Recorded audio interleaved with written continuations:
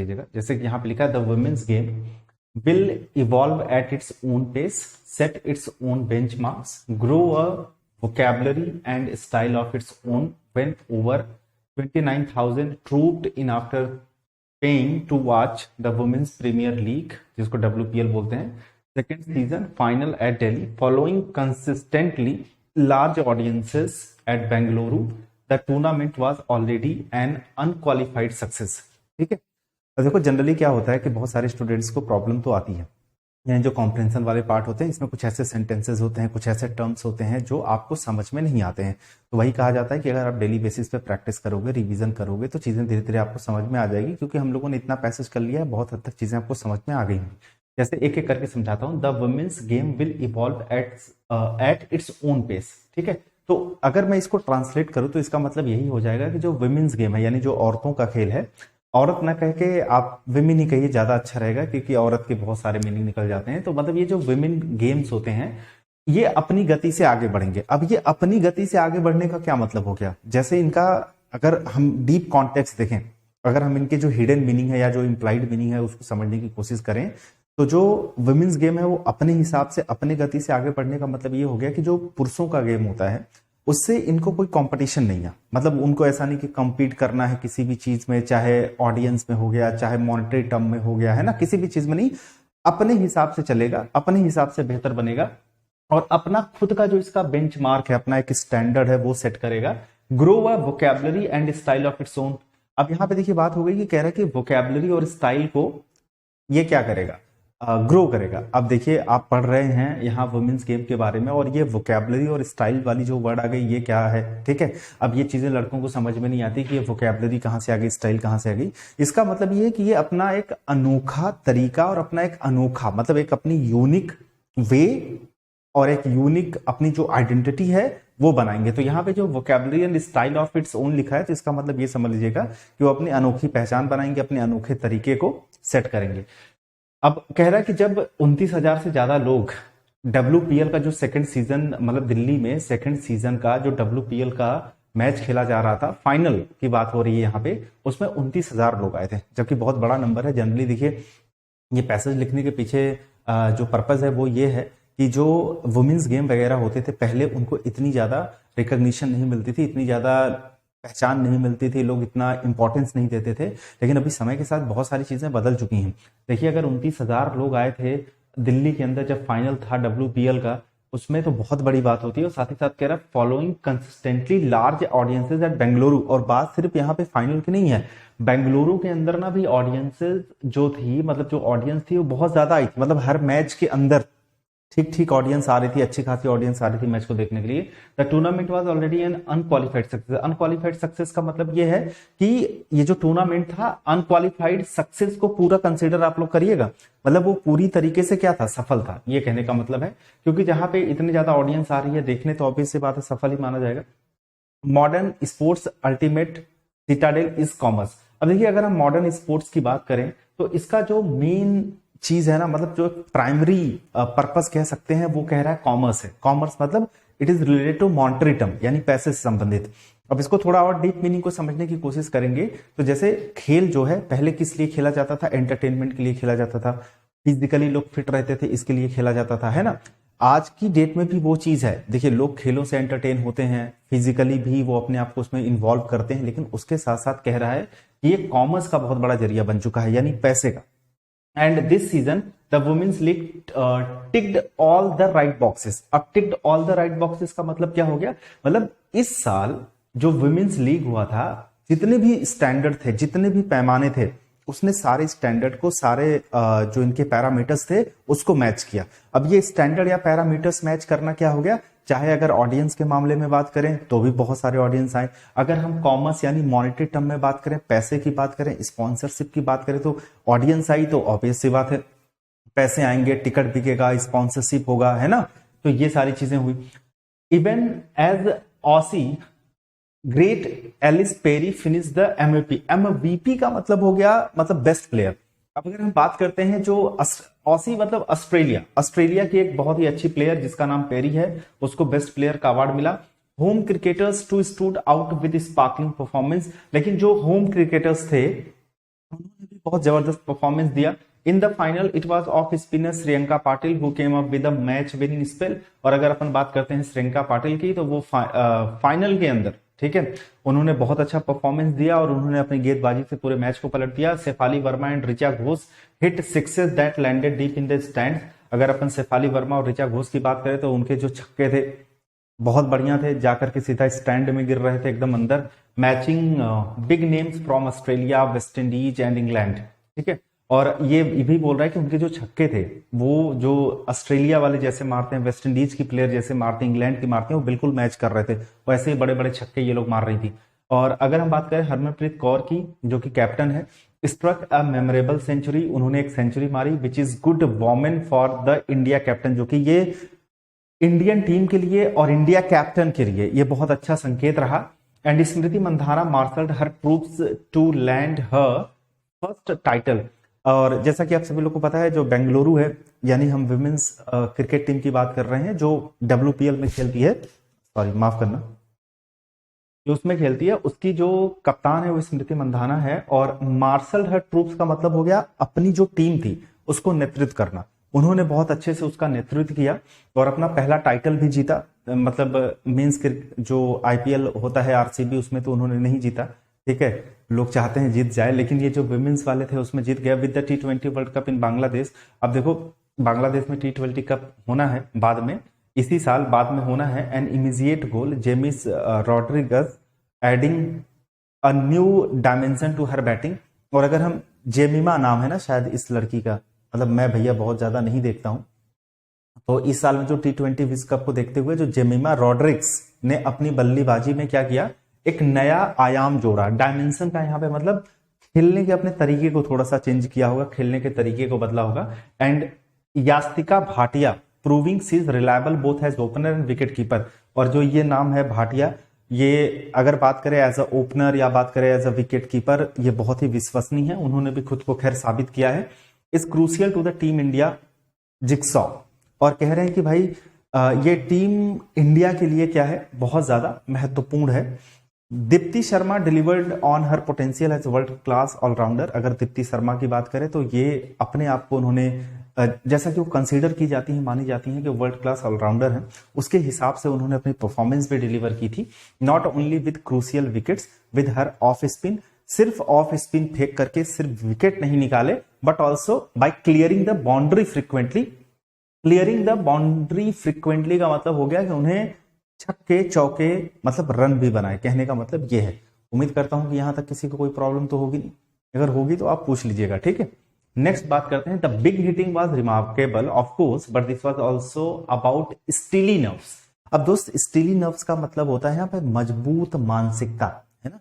जब आप गेम खेल रहे होते हैं तो उसमें बेशक बड़े शॉट लगाना अच्छी बात है, रिमार्केबल चीज है, लेकिन एक स्टीली नर्व्स होना, यानी एक प्रॉपर माइंडसेट होना, एक स्ट्रॉन्ग माइंडसेट होना, वो भी बहुत ज्यादा इंपॉर्टेंट होता है। As when little known Sanjana Sajeevan, यही नाम है शायद, hit the first ball on her WPL debut. अच्छा, ये नाम है संजना करके, इनका डेब्यू हुआ था, तो इन्होंने क्या किया था, the last one of the match for sixes because nothing less would have done. इन्होंने ओवर की जो लास्ट बॉल थी उस पर उन्होंने छक्का मारा था। और ये कह रहा है कि भाई इसके नीचे तो कोई कुछ तो बनता नहीं था। जैसे मान लीजिए आपको एक अपॉर्चुनिटी मिली, आप नए नए हैं, ठीक है, तो आपको गेंद आई, आपने छक्का मार दिया, तो जाहिर सी बात है खुद को प्रूफ करने के लिए ये आपको करना पड़ेगा ना। तो वही कह रहा है कि ये जो WPL डेब्यू पर पहली गेंद पर, मैच की आखिरी गेंद पर, पहली मतलब क्या बोल रहा हूं मैं यार, मैच की आखिरी गेंद थी और उनकी पहली गेंद थी, उस पर उन्होंने छक्का मारा। और कह रहे कि इससे कम वो क्या ही कर सकती थी। Leg spinner Asha Shobhana was another find with 5 wickets to turn a match in the final few overs. और फाइनल के अंदर कुछ ओवरों के अंदर आशा जी, जो भी आशा शोभना नाम है, वो 5 विकेट लेकर के उन्होंने मैच को पलट दिया। The fielding standards in the women's game can improve no doubt, and that will give all 5 franchises including the 3 owned by IPL teams। और कह रहे हैं कि इनके ना जो फील्डिंग है उसमें थोड़ा इंप्रूवमेंट की जरूरत है, इंप्रूवमेंट किया जा सकता है। And the women's game will evolve at its own pace, set its own power benchmarks and grow a vocabulary style of its own, जो कि हमने शुरू में भी ये लाइन आपको बताई थी ये जो वुमेन्स गेम है वो अपनी ही गति के साथ आगे बढ़ेगा, मतलब अपनी एक नई पहचान बनाएगा, अनोखी पहचान बनाएगा। इसको पुरुष के जो यानी जो मेंस गेम है उससे खुद को compete करने की जरूरत नहीं है, खुद के स्टैंडर्ड सेट करेगा, खुद की एक अनोखी स्टाइल, एक अनोखा कह सकते हैं कि यूनिक स्टाइल बनाएगा। But for now the WPL has delivered on sports most fundamental requirement for exciting pieces went to the wire and it spawned fandoms with celebrations spilling onto the streets। Last में ये कहते हैं कि देखो भाई, अगर हम लोग बात करते हैं अभी के लिए, WPL ने खेल की सबसे जो बुनियादी जरूरतों को पूरा किया है। उन्होंने रोमांचक 4 ऐसे रोमांचक फिनिश हमको दिखाए और इसने जो उनके प्रशंसक थे सड़कों पर जश्न मनाने के लिए प्रेरित किया, क्योंकि कुछ जो उनके मैच हुए थे ना, बहुत ही एक्साइटिंग कुछ मैच हुए थे। तो जब बहुत एक्साइटिंग मैच होता है, जबरदस्त होता है, तो एकदम प्रशंसक जो होते हैं वो सड़कों पर उतर आते हैं। तो मिला जुला करके इस पैराग्राफ पे आप लोग ध्यान दीजिएगा, मैं किसी चीज को लेकर प्रेडिक्ट नहीं कर रहा हूं, लेकिन मैं आपको बता रहा हूं कि इसके आने के चांसेस मुझे लग रहे हैं। क्योंकि अभी ना देखिए, वुमेन्स को लेकर के हमेशा से बातें उठती ही रहती हैं, उनको मतलब इक्वालिटी की बात करें या बहुत सारी चीजों को लेकर के बात करें तो होता रहता है। तो अब चाहे हम स्पोर्ट्स के रेफरेंस में देख लें या किसी और रेफरेंस में देख लें, तो हो सकता है कि इससे रिलेटेड पैराग्राफ आ सकता है। तो इन चीजों को थोड़ा ध्यान से देखना। अब आ जाओ तुम क्वेश्चन आंसर पे। What is the tone of the passage, critical, dismissive, celebrate. अब देखो, जाहिर सी बात है कि हमने कुछ भी नेगेटिव बात तो किया नहीं था। अब उसके अंदर हमने WPL की बात करी, वहां पे हम बात कर रहे हैं, मतलब वो अपनी पेस से आगे बढ़ रही हैं, अच्छा खेल दिखा रही हैं, बहुत रोमांचक मैचेस हुए हैं ना, लोगों ने सारे जो स्टैंडर्ड थे, सारे जो बॉक्सेस थे सही टिक किया। कहने का मतलब यह है कि हर जगह पे वो खरी उतरी। तो ये नेगेटिव है, ये नेगेटिव है, ये नेगेटिव है, सब कट गया। Celebratory is the correct answer है ना।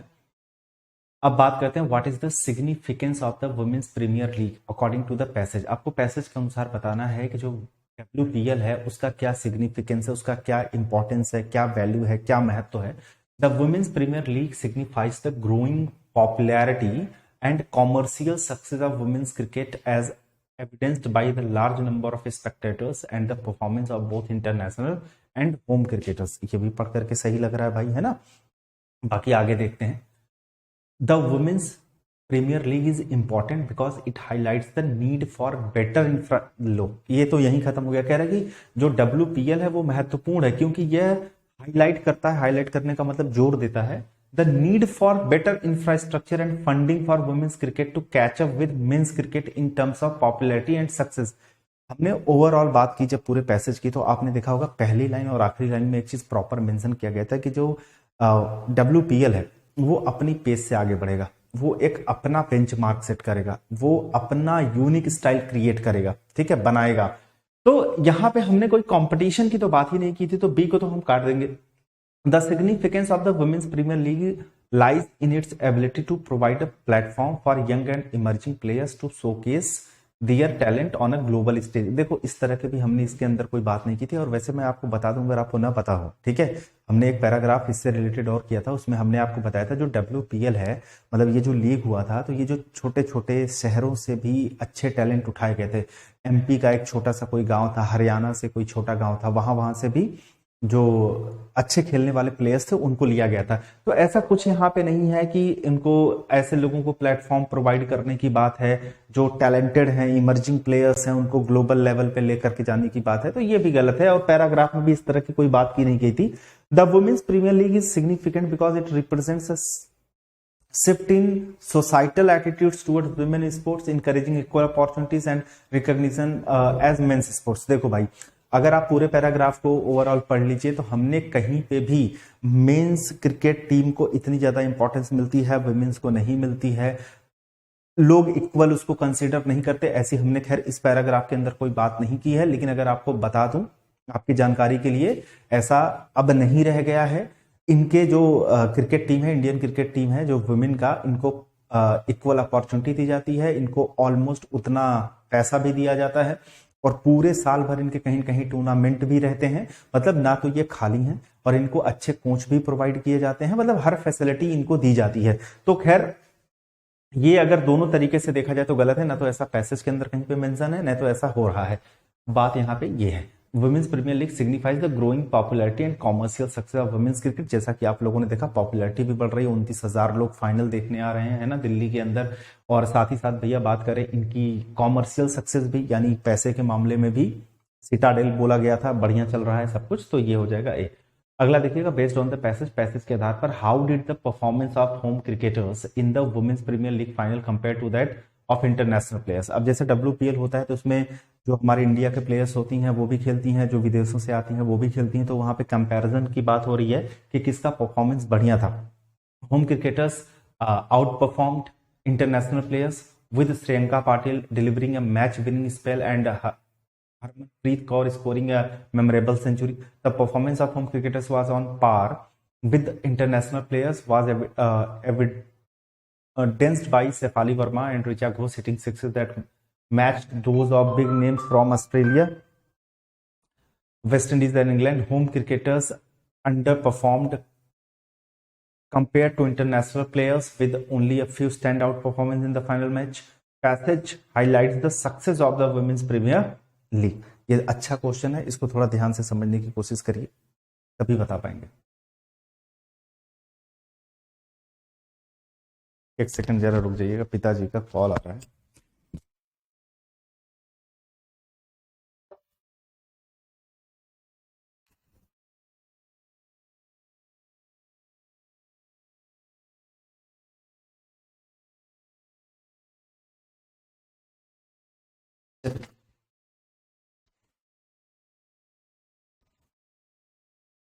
इसका आंसर क्या हो जाएगा? हाँ, बी। एक्चुअली क्या है ना कि यहाँ पे अगर आपको बताओ, जो परफॉर्मेंस थी होम क्रिकेटर्स की, यानी जो यहाँ के इंडिया के ही जो भी प्लेयर्स थे उनकी, ऑन पार का मतलब क्या होता है? At the same level.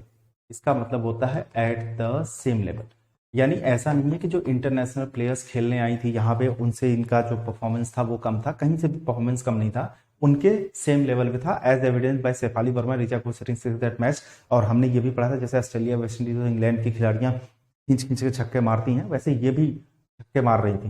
तो ये हो गया हमारा। And the based on the passage which of the following can be inferred about the impact of the women's Premier League on women's cricket. The WPL has contributed to the discovery of new talent in women's cricket. The WPL has emphasized the importance of building standards in women's cricket. The WPL has led. इसका जरा answer बताना। Hello, class में हम। हाँ बतावा, बोल। हाँ तुरंत डाला थी।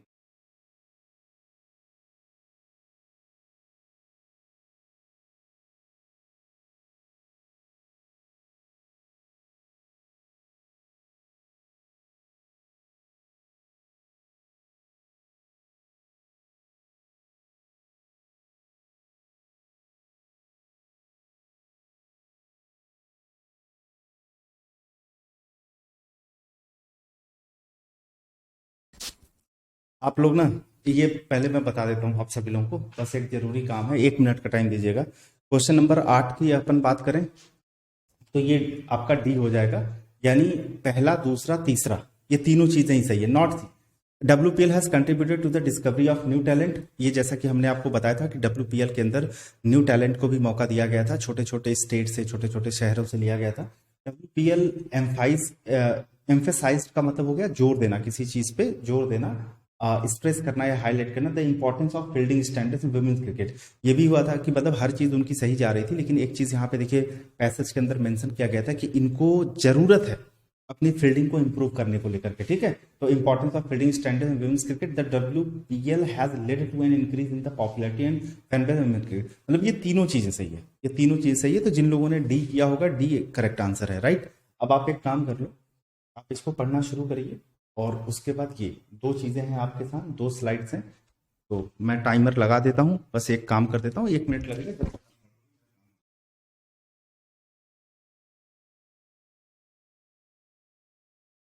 शुरू करिए।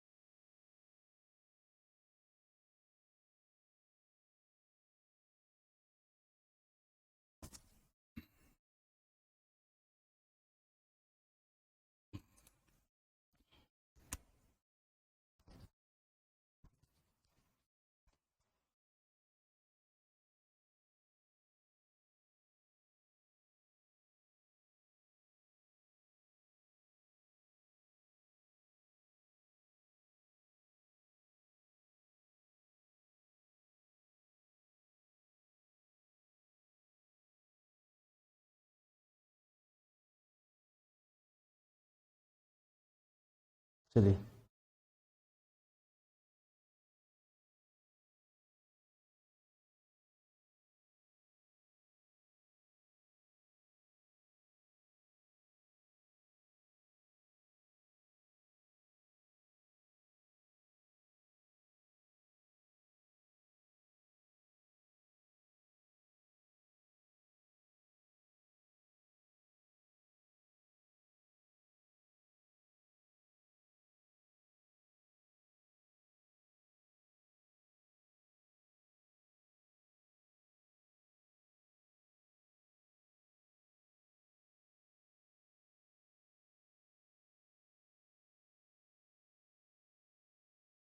चलिए ये हो गया।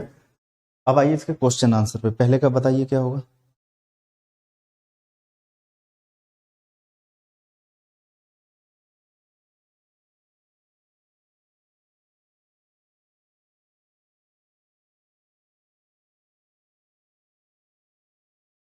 दूसरा बताइए।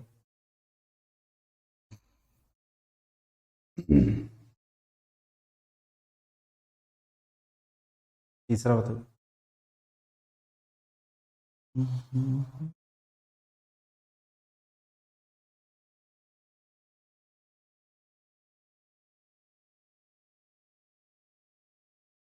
नेक्स्ट।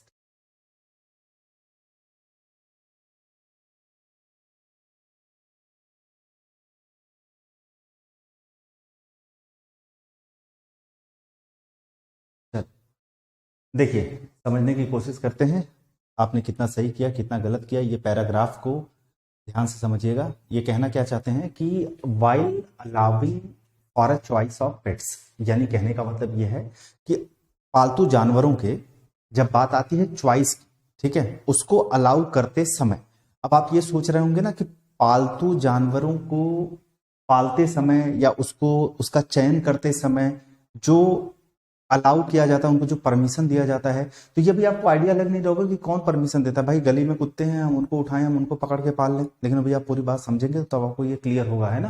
कि while allowing for a choice of pets, यानी पालतू जानवरों के चयन की अनुमति देते समय, raising them should not be unbridled right.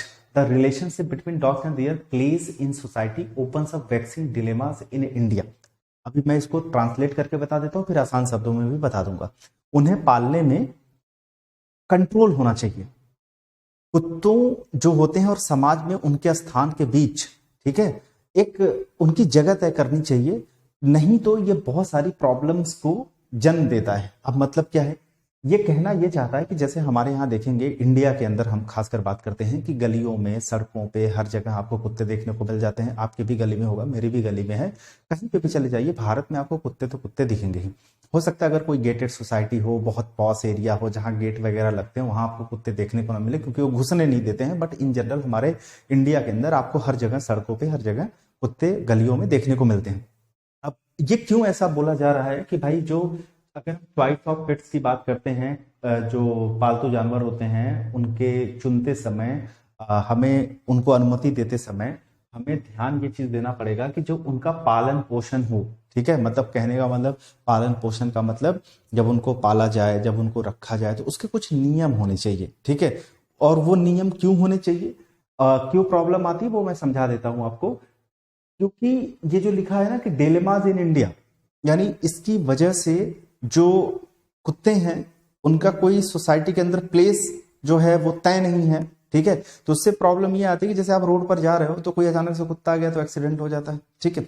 कोई इंसान निकल रहा है तो कोई कुत्ते दौड़ा करके उसको काट लेते हैं। थोड़ा सा आप इस एंगल से सोचिए, जिस तरीके से पैसेज कह रहा है, आपको लग रहा हो यार कुत्ते तो बड़े लॉयल होते हैं, मैं भी इस चीज को बड़ा फेवर करता हूँ, मानता हूँ, लेकिन हमें पैसेज के हिसाब से चलना है। तो ये किन दुविधाओं की बात कर रहा है, ये किन प्रॉब्लम्स की बात कर रहा है। प्रॉब्लम्स यही है कि सड़कों पर चलते समय एक्सीडेंट हो जाता है, कुत्ते अचानक से आ जाते हैं तो इंसान उसमें मर जाते हैं, है ना। अब यहाँ पे भाई देखो, ह्यूमन अपने आप को बहुत सुपीरियर समझता है तो वो ये कंसिडर करेगा हमारा मरना बहुत दुखदाई है, लेकिन एक कुत्ता मर गया क्या ही फर्क पड़ता, कुत्ता ही तो है ना। खैर ये सोच को हम बदल भी नहीं सकते कभी भी, और यही सारी प्रॉब्लम्स हैं। तो on one hand there is the problem of street dogs. अब एक तरफ जहां समस्या है कि ये गली के कुत्तों को लेकर के, ठीक है, citizens all over the country may complain about their residential colonies being under attack by roving canines, but this has not yet spurred any significant political response to enforce existing municipal laws to contain their number. अच्छा, ये कह रहे हैं कि generally होता क्या है कि ऑल ओवर जो हमारे कंट्री में सिटीजन्स रहते हैं वो कंप्लेन कर सकते हैं, यानी ये जो डॉग्स वगैरह होते हैं उनको लेकर के, क्यों, about their residential colonies being under attack by canines. Roving canines का मतलब जो आपने कुत्ते देखे होंगे जो इधर उधर टहल रहे होते हैं, ठीक है, तो वो कुत्ते बहुत बारी क्या होता है कि लोगों के ऊपर अटैक कर देते हैं, उनको काट लेते हैं। तो इन सारी चीजों को लेकर के कंप्लेन किया तो जा सकता है, लेकिन इसको लेकर के कोई पॉलिटिकल रिस्पॉन्स नहीं है। पॉलिटिकल रिस्पॉन्स का मतलब जैसे हर चीज के लॉ बनते हैं, है ना,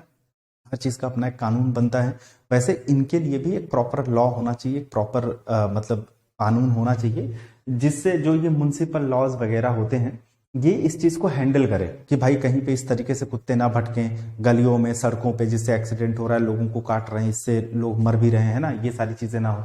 ऑन द अदर हैंड, दूसरी तरफ it seems that even pet dogs to have managed to raise an entirely different class of concerns meriting the attention of a central government ministry and to high courts.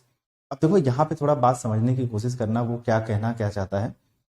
कह रहा है कि दूसरी ओर ऐसा लगता है कि जो पालतू कुत्ते ने भी एक पूरी तरह से, मतलब ये तो गली में जो टहलने वाले कुत्ते हैं उनका तो चलो है ही है प्रॉब्लम, बाकी जो पेट डॉग्स होते हैं जिनको पाले जाते हैं उनसे भी समस्या निकल करके आ रही है, ठीक है, जिस पर केंद्र सरकार और जो मंत्रालय है या उच्च न्यायालय है उनका ध्यान गया है। अब किस तरह की समस्या निकल करके आ रही है वो अभी समझ लीजिए। Among the questions being deliberated upon is whether certain breeds of dogs are inherently more ferocious। अब आपने देखा होगा कुत्तों में भी बहुत सारे ऐसे ब्रीड्स आते हैं जो बहुत ज्यादा खतरनाक होते हैं, ठीक है। Then an expert committee constituted by the Department of Animal Welfare and Husbandry, ये एक एक्चुअली डिपार्टमेंट है एनिमल वेलफेयर एंड हस्बेंड्री, उनके द्वारा जो संगठित की गई एक कमेटी है, मिनिस्ट्री ऑफ एग्रीकल्चर में जो आता है, has recommended that certain breeds of ferocious dogs be prohibited from being kept as pets.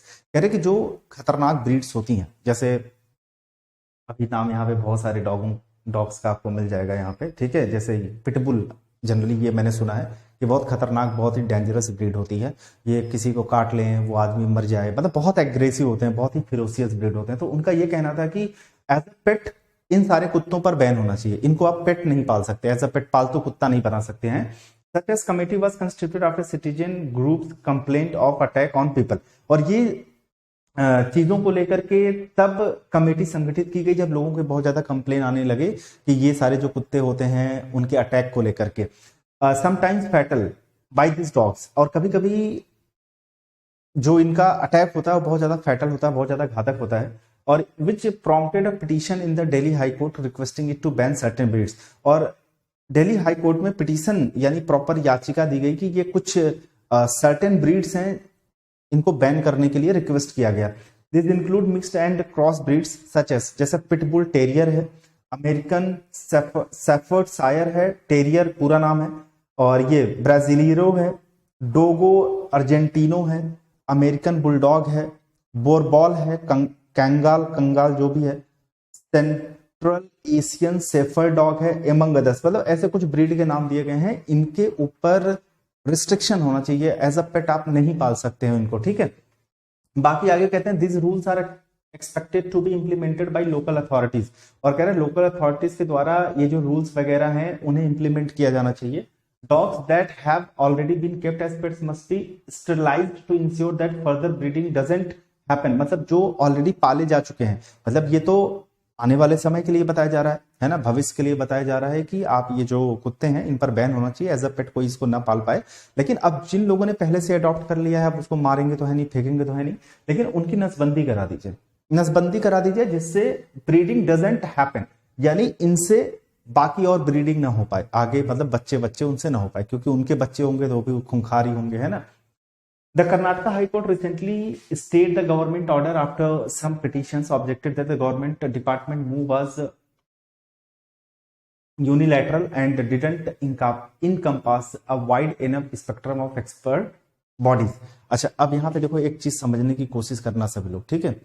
अगर हम लोग बात करते हैं इनकी, तो कर्नाटका जो मतलब उच्च कर्नाटका की जो हाई कोर्ट है, हाल ही में सरकार जो सरकारी आदेश था उस पर रोक लगा दी, क्योंकि कुछ ऐसे पिटीशंस आए थे, मतलब कुछ ऐसा याचिका दायर किया गया था जिसमें आपत्ति जताई गई थी कि सरकार जो है या सरकारी जो विभाग है उनका जो कदम उठाया गया इसको लेकर के है वो वन साइडेड है, एक तरफा था, जिसमें जो विशेषज्ञ होते हैं, ठीक है, उनके मतलब जो एक्सपर्ट बॉडीज होती हैं उनकी जो ओपिनियन है उसको शामिल नहीं किया गया था। जैसे कहने का मतलब ये है कि अगर आप किसी भी चीज को लेकर के कानून बना रहे हो, जैसे आप मान लीजिए कुत्तों को लेकर के कानून बना रहे हैं, है ना, तो उसमें क्या है कि जो उनको जानने वाले एक्सपर्ट होते हैं, जो उनकी बॉडी लैंग्वेज समझते हैं या जो भी चीजें होती जो वो सब कुछ समझ रहे होते हैं, कुत्ता अगर कोई चीज करता है उसके पीछे उसका क्या पर्पज होता है ना, वो सारी चीजें होती है, आप नेट पे पढ़ोगे तो आपको पता चलेगा। तो उनसे एक्सपर्ट लेकर के कोई कानून बनाया जाए, इसीलिए वहां पे ये क्या कहा गया था, बहुत सारे पिटिशंस आए कि इन्होंने कानून तो बना दिया या इस पर इन्होंने जो भी अपनी टिप्पणी रखनी थी रख दी, लेकिन जो एक्सपर्ट्स थे उनकी राय नहीं ली। दैट्स वाई ये गलत है, क्योंकि अगर आप एक्सपर्ट्स की राय के बिना अगर कोई नियम बना रहे हो, कोई कानून बना रहे हो या कोई भी चीज बोल रहे हो, वो गलत माना जाएगा। The kennel club of India, a body that deals with registering pure breeds, could stand to be at disadvantage by this decision. और कह रहे हैं कि केनेल क्लब ऑफ इंडिया एक संस्था है जो ब्रीड्स होती हैं उनके रजिस्ट्रेशन से संबंधित है, मतलब जो भी कुत्तों की ब्रीड होती है वो उसको रजिस्टर करते हैं, उसका पंजीकरण करते हैं, इस निर्णय से नुकसान में पड़ सकती है। अच्छा, अब यहां पे हमको ये चीज समझनी है कि years of observation and insight into the temperament of dogs have shown that ferocity and aggressiveness are result of both environmental and behavioral factors। अब कह रहा है जो कुत्तों के स्वभाव के बारे में बहुत सालों से ऑब्जर्वेशन किया गया है और उससे ये चीज पता चलता है कि अगर हम क्रूएलिटी की बात करें यानी ब्रूटैलिटी, क्रूरता की बात करें या उनके एग्रेसिवनेस की बात करें, आक्रामकता की बात करें, तो ये पर्यावरणीय और व्यवहारिक दोनों कारकों के परिणाम है। मतलब अगर कोई भी कुत्ता किसी तरीके से रिएक्ट कर रहा है, अगर वो बहुत ज्यादा एग्रेसिव हो चुका है या किसी तरह की उसमें कुछ भी चीजें देखी जा रही है, तो वो दोनों दो चीजों पर निर्भर करती है, इन्वायरमेंटल भी हो सकता है, बिहेवियरल फैक्टर्स भी हो सकते हैं। बहुत सारे कुत्ते तो इस वजह से चिड़चिड़े हो जाते हैं क्योंकि लोग उनको मारते पीटते हैं। आपने देखा होगा गलियों में कोई आया उनको ठोक दिया, पीट दिया, डंडा मार दिया, बेवजह मार देते हैं बेचारों को, है ना। अब उसकी वजह से दो चीजें हो सकती हैं, वो एक तो चिड़चिड़े चिट्टे हो जाते हैं, मतलब हमेशा गुर्राएंगे, हमेशा चिढ़ेंगे, इंसानों को देख करके डरेंगे, ये सारे। तो ये जो हमारे मतलब जो बिहेवियरल फैक्टर्स होते हैं, ये जो इन्वायरमेंटल फैक्टर्स होते हैं, इन दोनों पर ये चीज निर्भर करती है ना। Thus, the age, sex, size, familiarity with other dogs, the way it is trained, and the circumstances that provoke aggression all contribute to ferocity। अब कह रहा है इस प्रकार से अगर हम एज की बात करें, मतलब वो डॉग में मेल है या फीमेल है, उनकी साइज की बात करें, जिस तरह से भी इनको ट्रेन किया जाता है, इनकी जो एग्रेसिवनेस होती है, भड़काने वाली परिस्थितियां सभी क्रूरता में योगदान करती है। कहने का मतलब ये डिपेंड करता है इनके ट्रेनिंग पे, मतलब जिस तरीके से वो ट्रेन किए जाते हैं वो चीज से तय होता है कि ये मतलब कितना बेहतर बनेगा, कितना एग्रेसिव बनेगा, ये सारी चीज। That's why several countries have banned certain breeds और have imposed stringent conditions to own और मेंटेन certain dog breeds। अच्छा, बहुत सारी कंट्रीज है ना कुछ जो सर्टेन ब्रीड्स हैं उन पर इन्होंने वो लगा दिया है, बैन लगा दिया कि आप इनको पाल नहीं सकते। अगर आप पाल रहे हो तो उसमें भी कुछ कंडीशंस हैं इनको पालने के। None of these countries anyway permits street dogs in the way India does, and so the regulations are premised on higher standards of public safety than in India। अब कह रहा है कि देखो भैया, अगर एक चीज आप बात करें, इनमें से कोई भी देश भारत की तरह स्ट्रीट डॉग्स की अनुमति नहीं देता है। जनरली आप बाहर देखेंगे ना तो स्ट्रीट डॉग्स की अनुमति आपको नहीं मिलती है, आपको गली में रोड पर कुत्ते टहलते हुए आपको नहीं मिलेंगे। ये इंडिया में आपको खैर दिखेगा क्योंकि यहाँ लिखा none of this countries anyway permits dogs in way India does, and so the regulations are premised on higher standards of public safety than in India. और इसी वजह से अगर हम बात करें बाकी कंट्री की तुलना में, इंडिया के अंदर जो सेफ्टी को लेकर के प्रॉब्लम है वो ज्यादा है। क्योंकि हमारे यहाँ देखो आए दिन जैसे कुत्ते हो गए या मान लीजिए गाय हो गई, इस तरीके से बेचारे रोड पर आ जाते हैं। उनकी क्या गलती? उनकी तो कोई गलती नहीं है, लेकिन उसमें वो भी मरते हैं, इंसान भी मरता है। The existence or absence of certain breeds of dogs is less likely to make difference to public safety than making dog owners more liable for harm caused. While individual choice in choosing and raising pets matters, it is by no means an unbridled right। अब देखो अगर यहाँ पे बात करा जाए तो कह रहे हैं जबकि पालतू जानवर को चुनने और पालने में व्यक्तिगत पसंद मायने रखती है, जाहिर सी बात है आपका ये अपना पसंद है, या किसी भी तरह से एक मतलब अनब्राइडल्ड राइट नहीं होना चाहिए, एक अनकंट्रोल्ड अधिकार नहीं होना चाहिए। ठीक है, तो मिला जुला करके देखो हमने जो ये पैसेज को पढ़ा है ये थोड़ा सा लेंदी था, इसमें जो टर्म्स यूज किए गए थे थोड़े से समझने में प्रॉब्लम कर रहे थे, लेकिन उम्मीद करता हूं कि आप लोग को आइडिया लग गया होगा प्रॉपर कि किस चीज के बारे में हम लोग बात कर रहे थे। मीनिंग ऑफ टेम्परामेंट का मतलब होता है, मतलब किसी भी इंसान का जो बिहेवियर करने का जो तरीका होता है वो उसका टेम्परामेंट से रिलेट करते हैं, ठीक है। तो मतलब हमने यहाँ पे कुत्तों के बारे में पढ़ा जो कि आपको ओवरऑल आइडिया लग गया होगा। अब यहाँ पे देखिए एक एक करके हम इन चीजों को समझते हैं।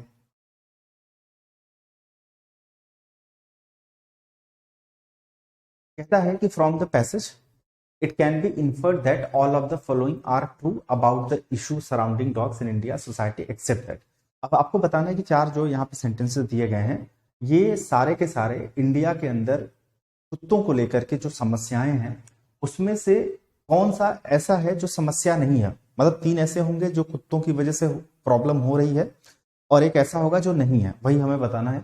Street dogs are considered a problem in residential colonies across the country leading to complaints from citizens.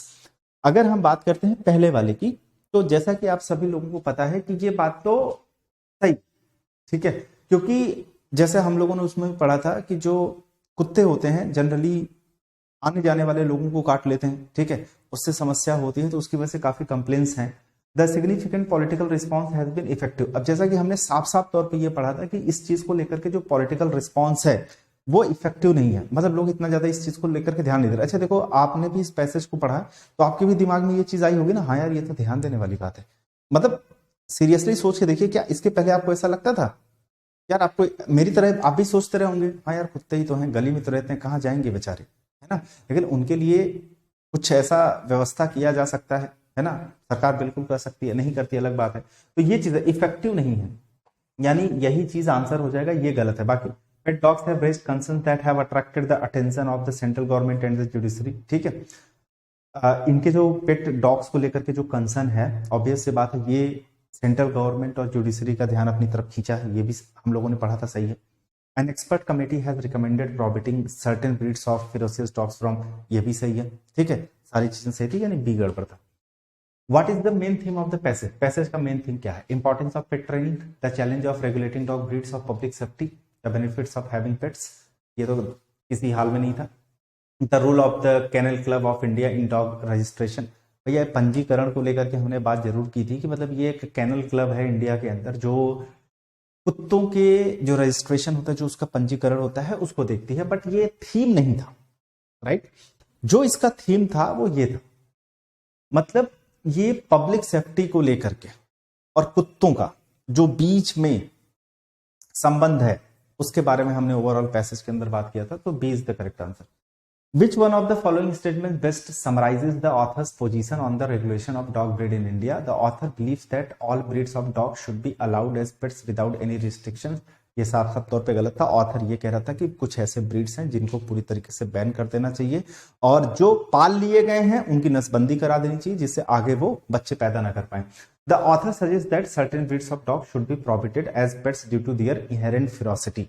अच्छा, अगर हम लोग इसकी बात करें तो कहता है कि ऑथर सजेस्ट करता है कि जो सर्टेन ब्रीड्स हैं डॉग की, उन्हें एज अ पेट प्रोहिबिट होना चाहिए उनके फिरोसिटी के कारण, मतलब उनकी क्रूरता के कारण, उनके एग्रेसिवनेस के कारण, ठीक है।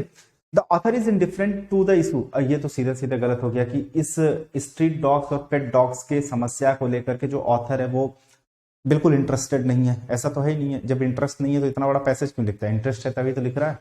The author emphasises the need for a balance approach in allowing pet choices while ensuring public safety through regulation. बहुत बढ़िया। इसमें देखिए ज्यादातर लोग कहां फंस सकते हैं, बी और डी। अब आपको ये थोड़ा सा सोच करके बताना है कि इसका बी होगा या डी होगा। देखिए अगर आप ना, जैसे बड़ी बात, जैसे बहुत बार ऐसा होता है कि अगर आप ना इंप्लाइड मीनिंग को अंडरस्टैंड करने की कोशिश नहीं करते, जैसे ओवरऑल कॉन्टेक्स्ट को डीप में जाकर के नहीं समझते हैं या ऊपर ऊपर से करने की कोशिश करते हैं, तो ऐसी चीजों में आपसे गलती हो सकती है। तो एक बार दोनों को पढ़ लीजिए और फिर पढ़ करके मुझे बताइए बी होगा या डी होगा। आप मेरे कहने पे तुक्का मत मार दीजिएगा, ये भी ध्यान से सुनिएगा। अगर आपको लगता है बी होगा तो बी ही रखिएगा।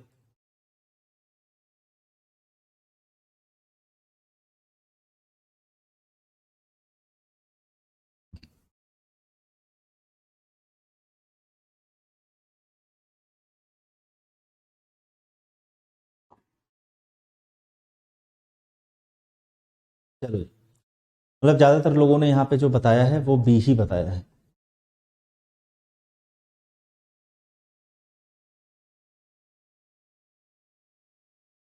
देखो मेरे कहने पे कुछ लोगों ने डी आंसर मारना शुरू कर दिया।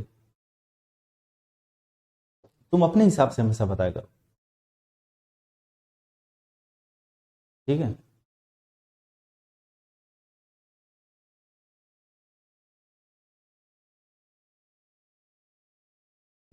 मैं वैसे तुम्हें बता दूं, आंसर तो इसका डी ही होगा। लिखा है द ऑथर सजेस्ट करता है कि जो सर्टेन ब्रीड होती हैं डॉग्स की should be prohibited as pets due to their inherent ferocity. बिल्कुल सही लग रहा होगा आपको, जैसा कि उसमें बोला भी गया था कि कुछ सर्टेन ब्रीड्स होती हैं उनको एज अ पेट नहीं रखना चाहिए उनकी अग्रेसिवनेस के कारण। और कह रहा ऑथर यहाँ पे एम्फोसाइज करता है need for a balance approach in allowing pet choices while ensuring public safety through regulation. कहने का मतलब देखो ऑथर हाईलाइट क्या कर रहा था, importance of addressing both street dog issues and concerns about certain breeds of pet dogs, यानी दोनों चीजों को लेकर के वो बात कर रहा था। यानी सिर्फ पेट डॉग्स की बात नहीं कर रहा था, उसने पेट डॉग्स की भी बात करी थी, उसने स्ट्रीट डॉग्स की भी बात करी थी, जो पालतू कुत्ते होते हैं और जो गलियों में घूमते हैं उन दोनों की उन्होंने बात करी थी, ठीक है। उसमें बैलेंस बनाने की बात हुई थी। और वो ये इस चीज को भी कहते हैं कि while individual choice in keeping pets is important, भाई आप पेट रखना चाहते हैं ये आपका इंडिविजुअल चॉइस है, लेकिन ये अनरेगुलेटेड नहीं होना चाहिए, ये अनकंट्रोल नहीं होना चाहिए, ठीक है। मतलब आप रखो लेकिन उसकी जिम्मेदारी भी लो, है ना, उससे किसी को प्रॉब्लम ना हो, चाहे आपको या पब्लिक को, किसी को, ठीक है। ये आपको अपनी प्राथमिकता बना करके रखनी है। तो दैट्स वाई अगर हम देखें तो balancing individual rights, expert opinions and public safety considerations, अगर पूरी बात को देखा जाए तो ये वाला ज्यादा करेक्ट होगा बजाय बी की। आपने सीधे सीधे नाक के देख लिया और आपने उसको आंसर कर दिया जो कि गलत था। क्लियर है। कहता है कि according to the passage what is the stance of the Karnataka high court regarding the government's order on certain dog breeds. देखो मैं तुमसे हमेशा एक चीज बोलता हूं कि अगर तुम लाइन बाय लाइन चीजों को अगर मीनिंग नहीं भी फाइंड आउट कर पाते हो, अगर एक बार ढंग से फोकस होकर पढ़ लो तो तुम्हें आंसर वैसे अपने आप क्लियर हो जाएगा। जैसे देखो पैसेज के अकॉर्डिंग कह रहा है कि कर्नाटका हाई कोर्ट का क्या स्टांस था, मतलब वो कहाँ क्या मतलब उनकी क्या इस पर टिप्पणी थी या उनके अपने क्या विचार थे, उनका क्या स्टैंड था regarding the government's order on certain dog breeds, यानी कुछ सर्टेन डॉग ब्रीड्स को लेकर के जो गवर्नमेंट का ऑर्डर था उसके संबंध में कर्नाटका हाई कोर्ट का क्या स्टैंड था। जैसा कि हम लोग को पता था कि इस पे बहुत सारे लोगों ने पिटीशन दायर किया था, याचिका दी थी कि मतलब इन्होंने जो गवर्नमेंट ने ऑर्डर दिया है वो रिलायबल नहीं माना जा सकता है क्योंकि जो एक्सपर्ट्स हैं उनकी राय इसके अंदर नहीं ली गई थी, ठीक है, ये चीज था। तो कर्नाटका हाई कोर्ट ने उसकी वजह से उस पर रोक लगा दी थी। तो Karnataka high court has demanded that the government order be expanded to include all street dogs as they pose a greater threat to public safety than specific breeds। अब Karnataka high court supports the government's order, ये तो रोक लगा दी थी तो support की तो बात नहीं आती।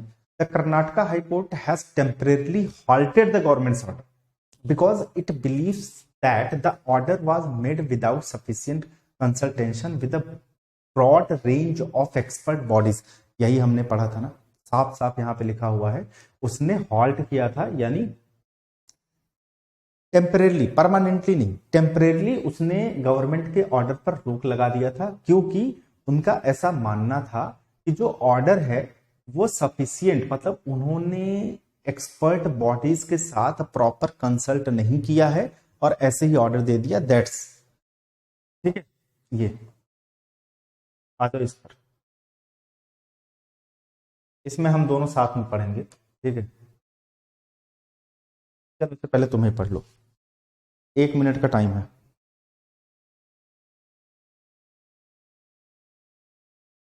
शुरू करो।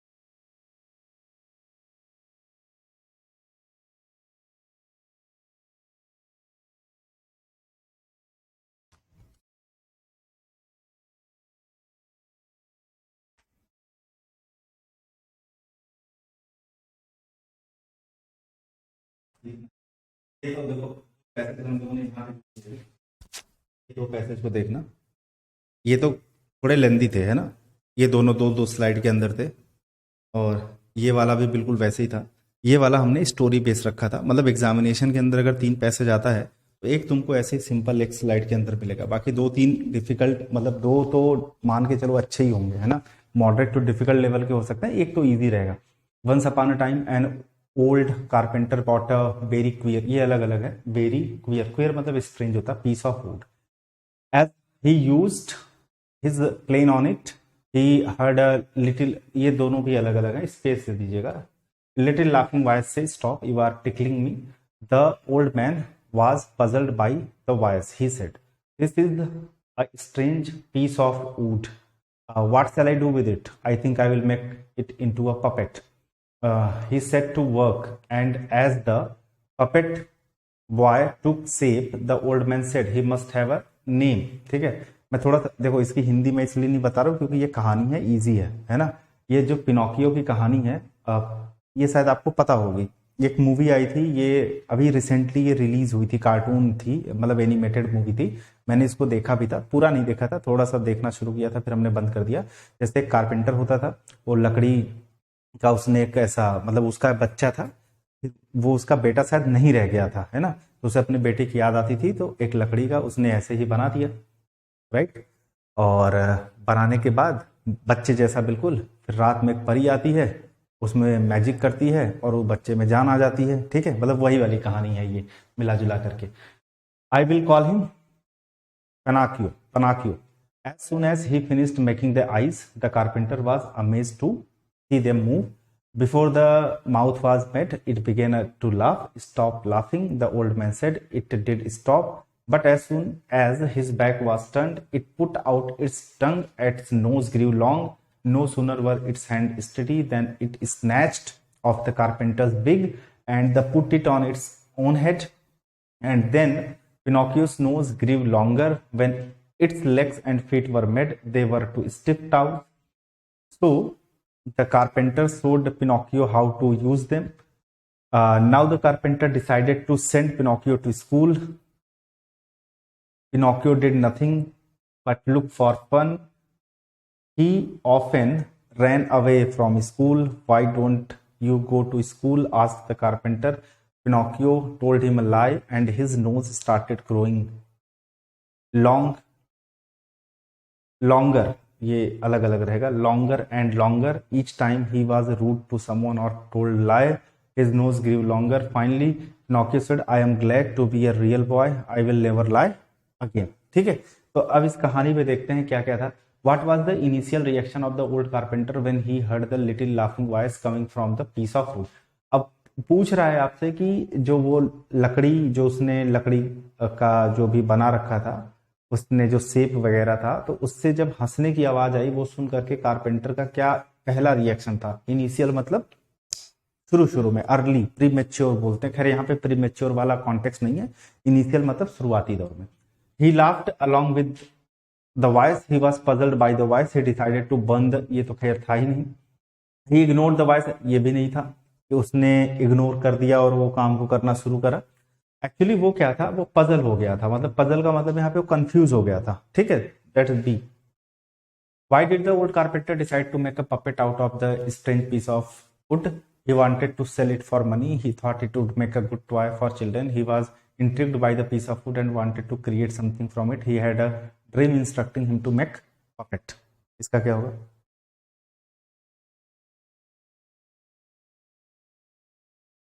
Actually, he was intrigued by the piece of wood. C. ठीक है, नेक्स्ट देखो, इसका बताओ।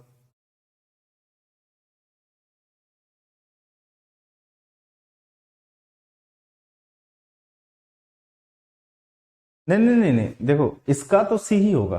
ठीक है, मतलब वो इंटरेस्टेड था, वो चाहता था कि इससे कुछ वो बनाए। एक्चुअली जो मूवी वाली बात तो हमने रेफरेंस बताई, मूवी में क्या था ना, उसमें थोड़ा भाई उनको स्टोरी बनानी है, थोड़ा ड्रामेटिक करना है, तो उसके अंदर उन्होंने ये बना दिया था कि उसका बच्चा था, उसको अपने बच्चे की याद आती थी, उसकी याद में उसने बना दिया था। लेकिन पैसेज के हिसाब से देखा जाए तो वो इंटरेस्टेड था कि इससे वो कुछ बेहतर बनाए। और इसका है what happened when the carpenter finish making the eyes of the puppet the eyes began to, हाँ ये तो हो गया, जैसे उसने आंखें बनाई, आंखें इधर उधर मूव करने लगी। What was the consequence each time Pinocchio told a lie was rude to someone he legs became stiff his nose grew longer. तो जब भी वो झूठ बोलता था ना, उसकी नाक थोड़ी सी क्या होती थी, बढ़ जाती थी। ठीक है,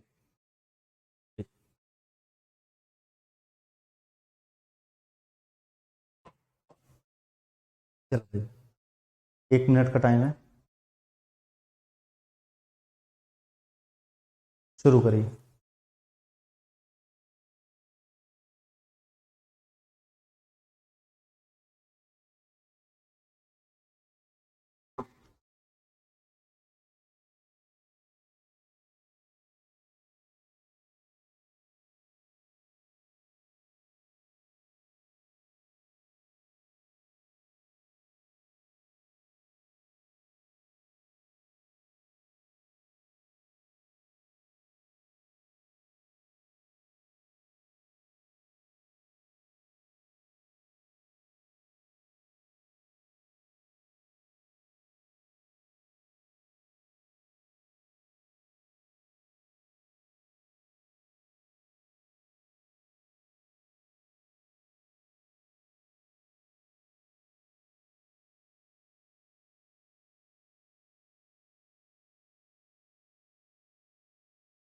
चलो अब आप लोग ना आंसर देना शुरू करो, पहले का आंसर बताओ।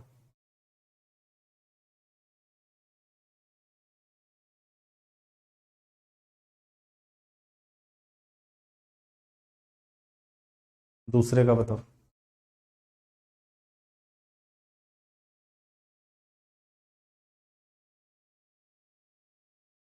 तीसरा बताओ।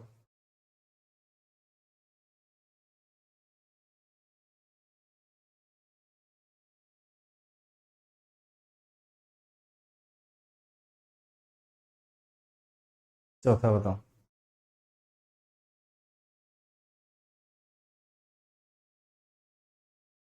चलो हो गया। देखो मैं थोड़ा समझा देता हूँ आपको इसको एक बार, इतना ज्यादा मुश्किल नहीं कि आप इसको कर ना पाओ, फिर भी देख लेना 4 में आपने सही कितने किए।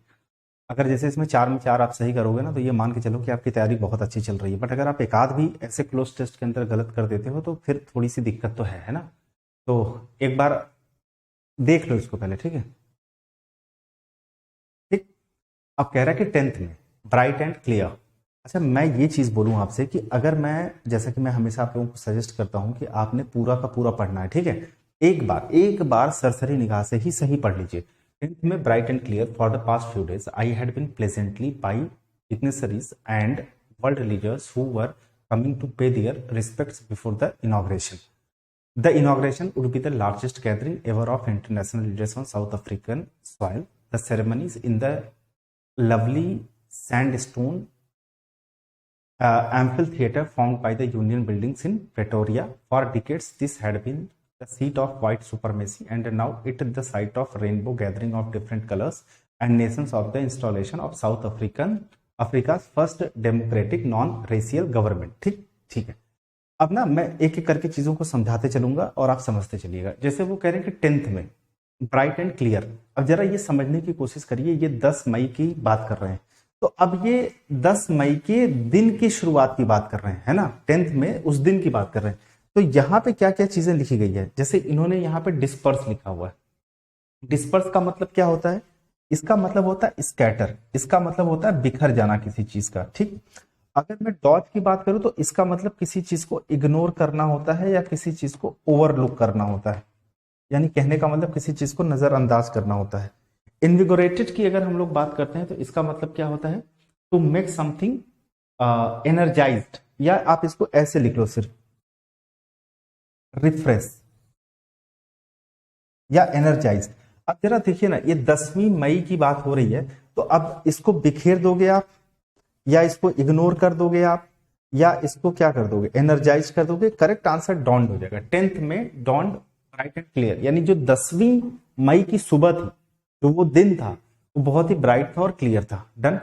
For the past few days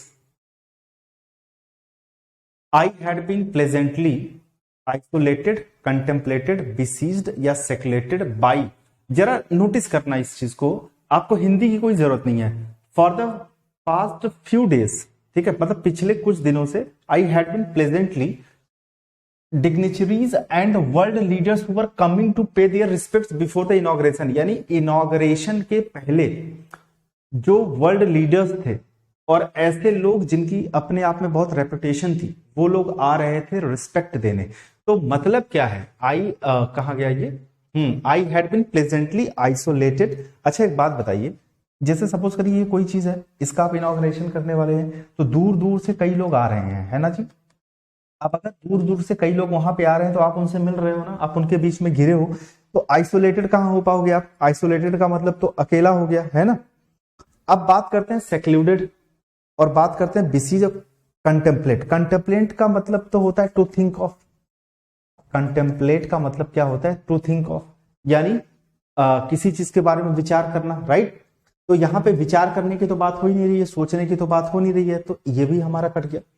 अब सेक्लूडेड की अगर हम लोग बात करें तो इसका मतलब क्या होता है, आइसोलेटेड, ठीक है, यू कैन से आइसोलेटेड, मतलब ये भी सिनोनिम हो गया किसका, ए का, ठीक है।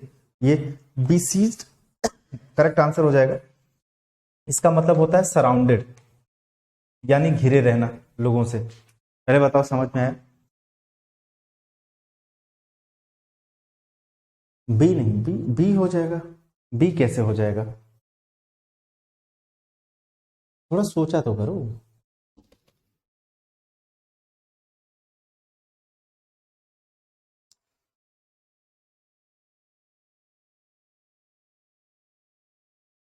वो सराउंडेड बाय पीपल की बात कर रहा है,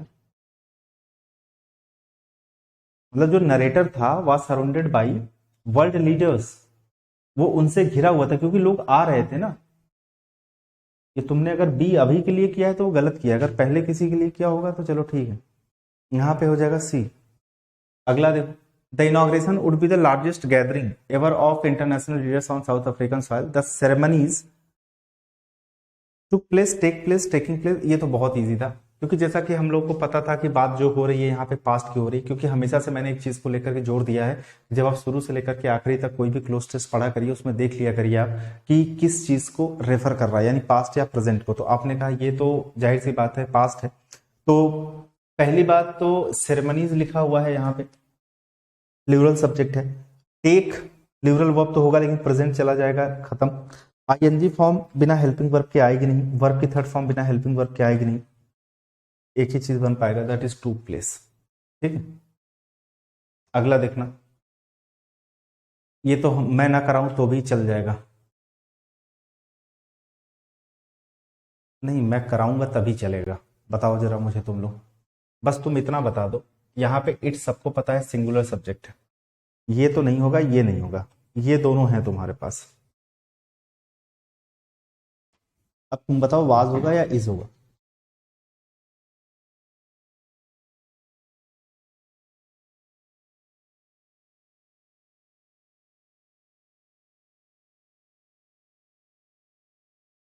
पक्का।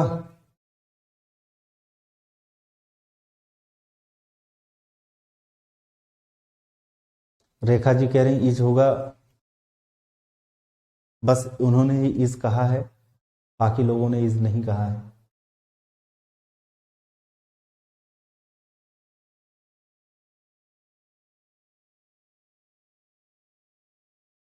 मैं समझाऊं, पता कंफ्यूजन कहाँ पे आ सकती है, ये जो नाव लिखा है ना नाव, आपको इसमें कंफ्यूजन आ सकती है कि यार ये जैसे एक्चुअली क्या होता है, जो नाव होता है ये प्रेजेंट के टाइम को शो करता है, ये जो देन होता है ये पास्ट के टाइम को शो करता है। यहाँ पे नाउ लिखा हुआ है, अब बहुत सारे बच्चों को लगता है नाउ मतलब एट दिस टाइम होता है, अब तक, जो भी अब करके लोग ऐसा बता देते हैं और ये प्रेजेंट में होना चाहिए, और मुझे लग रहा है कि ये जो है आपको कंफ्यूज कर रहा होगा, राइट। तो वैसे तो मैं अगर आंसर की आप लोगों से बात करूंगा तो आंसर तो यही है, वाज है, बट अब यहाँ पे थोड़ा जस्टिफिकेशन मैं दे देता हूँ कि ऐसा क्यों है। देखो दोस्त, एक्चुअली ये जो पूरा का पूरा अगर हम फ्रेज की बात करें, and now it was the site of a rainbow gathering, ये जो पैसेज है ना अगर आप इसको पढ़े होंगे अच्छे से तो ये हाईलाइट करता है transformation in south Africa history, यानी साउथ अफ्रीका की जो इतिहास रहा है उसके बदलाव की यहाँ पे ये लोग बात कर रहे हैं, राइट। और अगर हम बात करें जैसे इनकी जो यूनियन बिल्डिंग्स है वो सिंबलाइज करती है वाइट सुपरमेसी को, ठीक है, और ये सारी चीजें अगर हम आपको शॉर्ट में बता दें तो एक्चुअली में ये नाउ जो है इनका वो एम्फेसाइज करता है इनके हिस्टोरिक मोमेंट ऑफ चेंज को। किसको करता है? मैंने कहा ये हिस्टोरिक मोमेंट ऑफ चेंज को, यानी ये जो बदलाव हुआ है, ये जो ट्रांसफॉर्मेशन हुआ है उसके ऐतिहासिक पल को जो नाउ है ये रिप्रेजेंट करता है, डिनोट करता है, राइट। अगर अपन बात करें, अब अगर इनके हिस्टोरिक मोमेंट की जो बदलाव हुआ था वो तो पास्ट में हुआ था, ठीक है। एक कारण यही है कि जो हम वाज लिखेंगे सिर्फ नाउ पे नहीं जाएंगे, ठीक है। तो तुम वाज लिखो, पहले बताओ क्लियर है?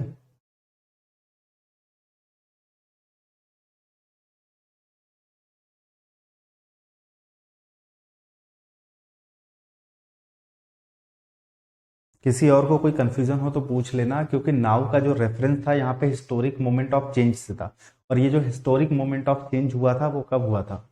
वो हुआ था पास्ट में, दैट्स वाई ये ऐसा होगा,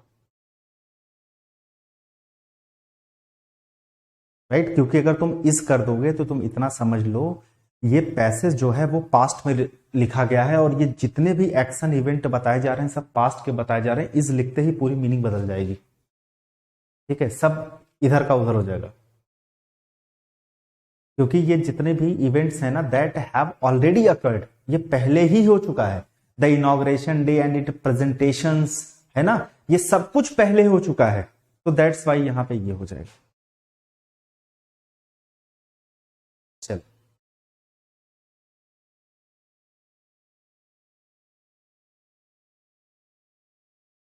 एक बार कॉम्प्रेंशन वाला पार्ट खत्म हो जाता है बाकी फिर तो सब फटाफट हो जाते हैं। जैसे इसी को तुम देख लो, एक बार तुम मेरे साथ ही ट्राई कर लो। सबसे पहले ऑप्शन में आ जाओ, ऑप्शन में हर जगह पी दिया है, ठीक है, आर एस क्यू, तो हमने आर दिया है, उसके बाद एस दिया है, उसके बाद क्यू दिया है, इतना हमें पता है पी से शुरू होगा, और पी के बाद आर एस क्यू कुछ भी आ सकता है तीनों में से। और उसमें भी देखा जाए तो आर 2 बार दिया है, एस 1 बार दिया गया है ऑप्शन में, और क्यू हमारे सामने 1 बार दिया गया है। मैं क्या बोलता हूं, मैं ये नहीं कहता कि भाई पी के बाद आर हर हाल में आ जाएगा। मैं ये कहता हूं कि अगर पी के बाद ऑप्शन में आर 2 बार दिया गया है, 1 बार यहां दिया गया है, 1 बार यहां दिया गया है, तो मैं ऐसा कह रहा हूं कि इसकी पॉसिबिलिटी ज्यादा है। तो एक बार एक काम करते हैं, पहले पी पढ़ते हैं फिर आर पढ़ते हैं। तो the United states government is considering a national ban of TikTok, a social media application used by over 150 million American, ठीक है। अरे बाप रे, इंडिया के बाद यही है। उसके बाद आर में कहता है it is well known social media apps can negatively impact mental health outcomes, a fact even acknowledged by Facebook's leaked internal research, ठीक है।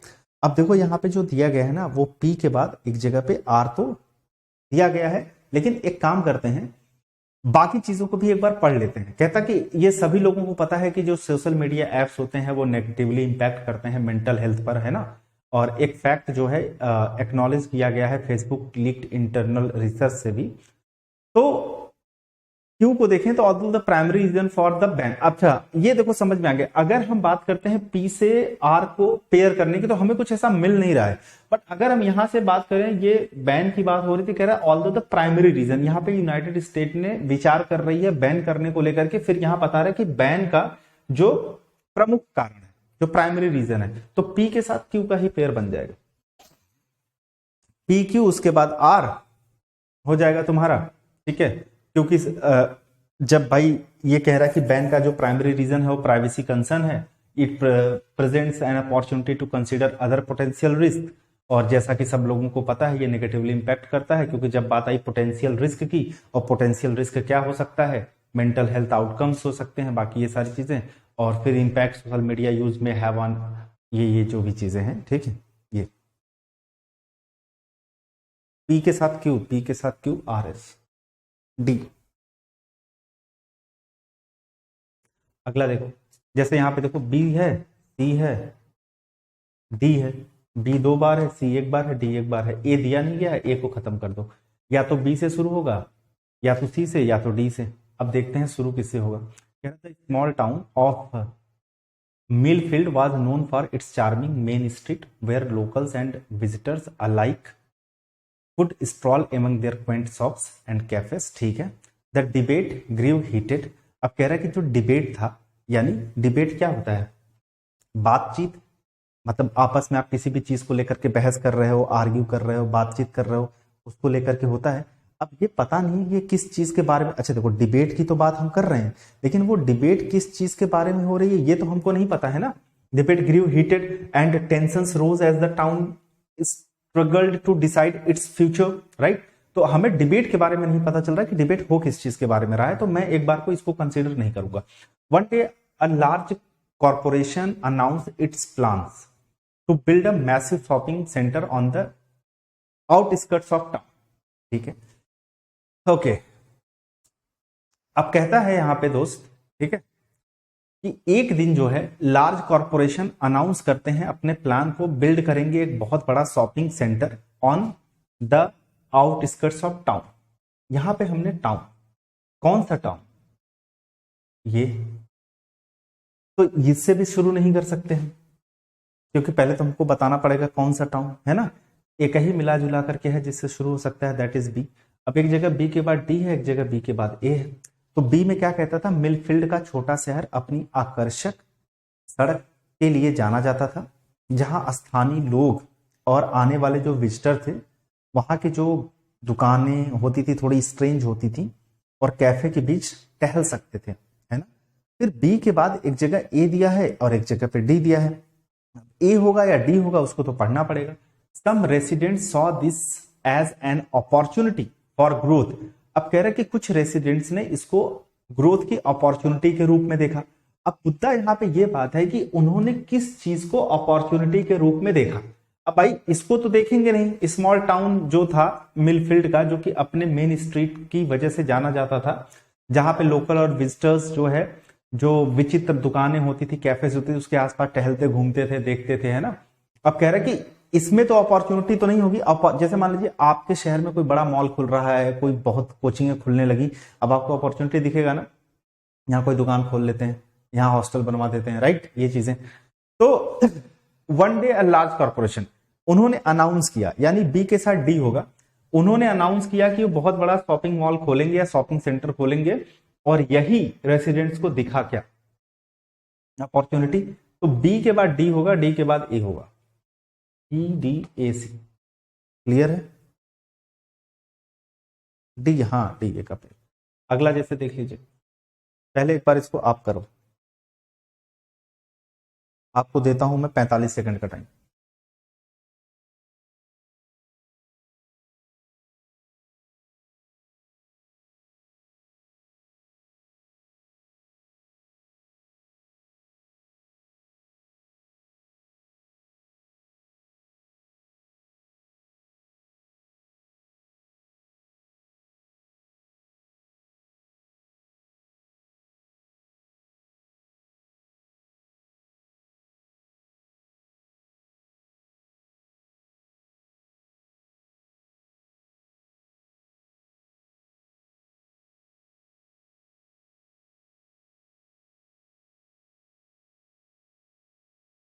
चलो देखो ये थोड़ा लेंदी था,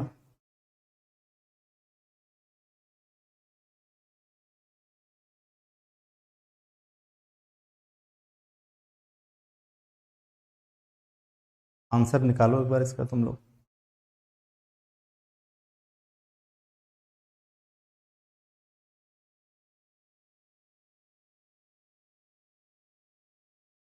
किसी का आंसर नहीं आया, अब जाकर के आया है SPQR। ये क्या? इसको उसी तरीके से करेंगे जैसे ऑप्शन में देखो S दिया है, ऑप्शन में देखो तुम P दिया है और R दिया है, ठीक। अच्छा Q तो दिया नहीं गया था, तो एक काम करो, Q को तुमने हटा दिया होगा, सर Q को हटा दो क्योंकि Q तो ऑप्शन में नहीं है, शुरू नहीं कर सकते। S 2 बार दिया है, P एक बार, R एक बार। तो ये देखो S 2 बार दिया गया है, तो हमें ऐसा लग रहा है कि S की पॉसिबिलिटी ज्यादा है शुरू होने से। एक बार पहले हम पढ़ेंगे तो सबको, लेकिन S को पहले पढ़ेंगे। अब फोर्थ कमिंग सैटेलाइट निसार, मतलब एक सैटेलाइट है जो आने वाला है भविष्य में, उसका नाम निसार है, jointly developed by the Indian space research organisation ISRO and the national aeronautics and space administration NASA, यानी नासा और इसरो ने, इन दोनों ने मिल करके साथ में इस सैटेलाइट को बनाया है। और will map the most earthquake prone regions in the Himalayas with unprecedented regularity. अच्छा, हिमालयाज वगैरह में क्या होता है, ऐसे क्षेत्रों में जहां पे अर्थक्वेक प्रोन रीजन्स इनको माना जाता है। अर्थक्वेक प्रोन रीजन्स मतलब यहाँ पे जो भूकंप वगैरह होते हैं उनके आने की संभावनाएं बहुत ज्यादा होती हैं, तो वहां हिमालयाज वगैरह के अंदर, और वहां पे जो अनप्रेसिडेंटेड रेगुलरिटी होती है उस चीज को मैप करने के लिए। अब आप सोच रहे होगे यहाँ पे मैप करने के लिए, ठीक है, ये मैप क्या है? अगर आप इसी बात को पकड़ लेते तो आपको समझ में आ जाएगा। मतलब वहां का जो डेटा था ना, डेटा उसको इकट्ठा करेंगे, क्योंकि देखो कहने का मतलब क्या है कि ये सूरज के किसी ऑर्बिट में सपोज करो घूमेगा उसके आसपास के, ठीक है, तो कोई भी चीज जो भविष्य में होने वाली है कि इस टाइम ये भूकंप आ सकता है या इस तरह का कुछ भी तूफान आ सकता है, तो ये पहले से ही डेटा कलेक्ट करके बता देगा कि किन चीजों की संभावना है। तो यहां पे जो लिखा था, the data this will generate can potentially give advance warning of land subsidence. अगर तुम इस चीज को नोटिस करो तो पहली बात तुम ये समझ सकते हो कि ये जो मैप है वो डेटा से रिलेटेड है। तो यहां पे देखो ये this data, the data this will generate, कौन जनरेट करेगा? ये निसार जनरेट करेगा, ठीक है, जो आपको पहले से ही एडवांस में वार्निंग दे देगा। As recently observed in Uttarakhand as well point to place that are a greater risk from earthquakes, right. और एस और पी देखो कहां पे है, ए वाले में है, बस फिर क्यों लिख लो, है ना। The NISAR satellite expected to cost इतना इतना इतना, है ना, फिर ये हो जाएगा। समझे भैया?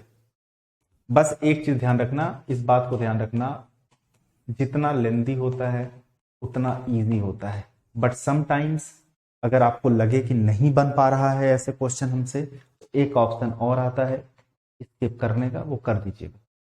एक दो क्वेश्चन छोड़ देंगे, उससे कुछ नहीं होगा, ठीक है। आइए अब यहाँ पे आते हैं। अभी हम लोगों ने 2:30 बजे शुरू किया था, आई थिंक 1.5 घंटे हो गए क्या इसको करते करते। कितने बजे क्लास शुरू की थी हम लोगों ने? नहीं 3:30, नहीं 4 बजने जा रहा है यार, 1.5 घंटे हो गए क्या? अब तो खैर जल्दी जल्दी हो जाएगा ये सब। देखो लिखा है the old building was by the authorities. Authorities के द्वारा ओल्ड बिल्डिंग को क्या कर दिया गया था? पुल ऑफ कर दिया गया था? नहीं, पुल ऑफ का मतलब होता है सक्सीड, ठीक है, इसका मतलब होता है सक्सीड इन अचीविंग समथिंग, किसी चीज को हासिल करने में सफल हो जाना। क्या बोला मैंने? सक्सीड इन अचीविंग, ठीक है, या ऐसे लिख लो विनिंग, किसी चीज को हासिल कर लेना है, किसी चीज को जीत जाना। अब बात करते हैं अपन पुलअप की। पुलअप का मतलब क्या होता है? स्टॉप, ठीक है, और ये किस सेंस में लगता है? स्टॉप करना, हॉल्ट करना, रोकना। ये जो व्हीकल होती हैं, गाड़ियां जो होती हैं, उनको रोकने के रेफरेंस में यूज किया जाता है। उसके बाद अगर हम पुल डाउन की बात करें तो पुल डाउन का मतलब होता है किसी चीज को ध्वस्त कर देना, यानी किसी चीज को डिमोलिश कर देना, किसी चीज को नष्ट कर देना, ठीक है जी, ये चीज होता है। और अगर हम पुल थ्रू की बात करते हैं तो इसका मतलब होता है रिकवर करना या सरवाइव करना। तो यहाँ पे देखिए हम बात करते हैं सरवाइव करने की या हम बात करते हैं रिकवर करने की। अच्छा, इसका जो कॉन्टेक्स्ट होता है थोड़ा सा वो भी आप लोग ध्यान दे दीजिएगा। जैसे मान लीजिए ये हेल्थ के कॉन्टेक्स्ट में लगाते हैं, अगर मान लीजिए किसी की हेल्थ खराब है तो वो क्या करेगा? आपने कहा रिकवर करेगा। अगर मान लीजिए एडवर्सिटी है, आपके ऊपर किसी तरह की कोई विपत्ति आई है, या मान लीजिए मुश्किल हालात हैं, तो इंसान मुश्किल हालात में क्या कर लेता है? सरवाइव कर लेता है। तो मुश्किल हालात में सरवाइव करना, हेल्थ से रिकवरी करना, उसके लिए पुल थ्रू का यूज करते हैं। तो बिल्डिंग के लिए ना तो ये यूज होगा, ना तो ये यूज होगा, ना तो ये यूज होगा। ये तो व्हीकल के रेफरेंस में लगता है, ये तो विनिंग के रेफरेंस में लगता है। यहाँ बच्चा करके एक ही है, डिमोलिश। यहाँ पे देखिए इनकरेक्टली स्पेल्ड वर्ड पूछ रहा है। डिस्कशन में ध्यान हमेशा रखना, डबल एस आता है और आई के बाद ओ आता है, तो कभी गलती करना होता है तो ओ के बाद आई करके दे दिया जाता है, ध्यान रखना। रेजोल्यूट का मतलब होता है डिटरमाइन, यानी किसी चीज को लेकर के दृढ़ निश्चयी होना, है ना। एविडेंस का मतलब प्रूफ होता है, ये आप लोगों को भी पता है। बाकी अगर हम बात करते हैं हॉटली, गलत है, HAUGHTILY होता है। हॉटली का मतलब एरोगेंट होता है, यानी जो लोग घमंडी होते हैं। ये पहले भी हमने आपको बताया था। A is the correct answer.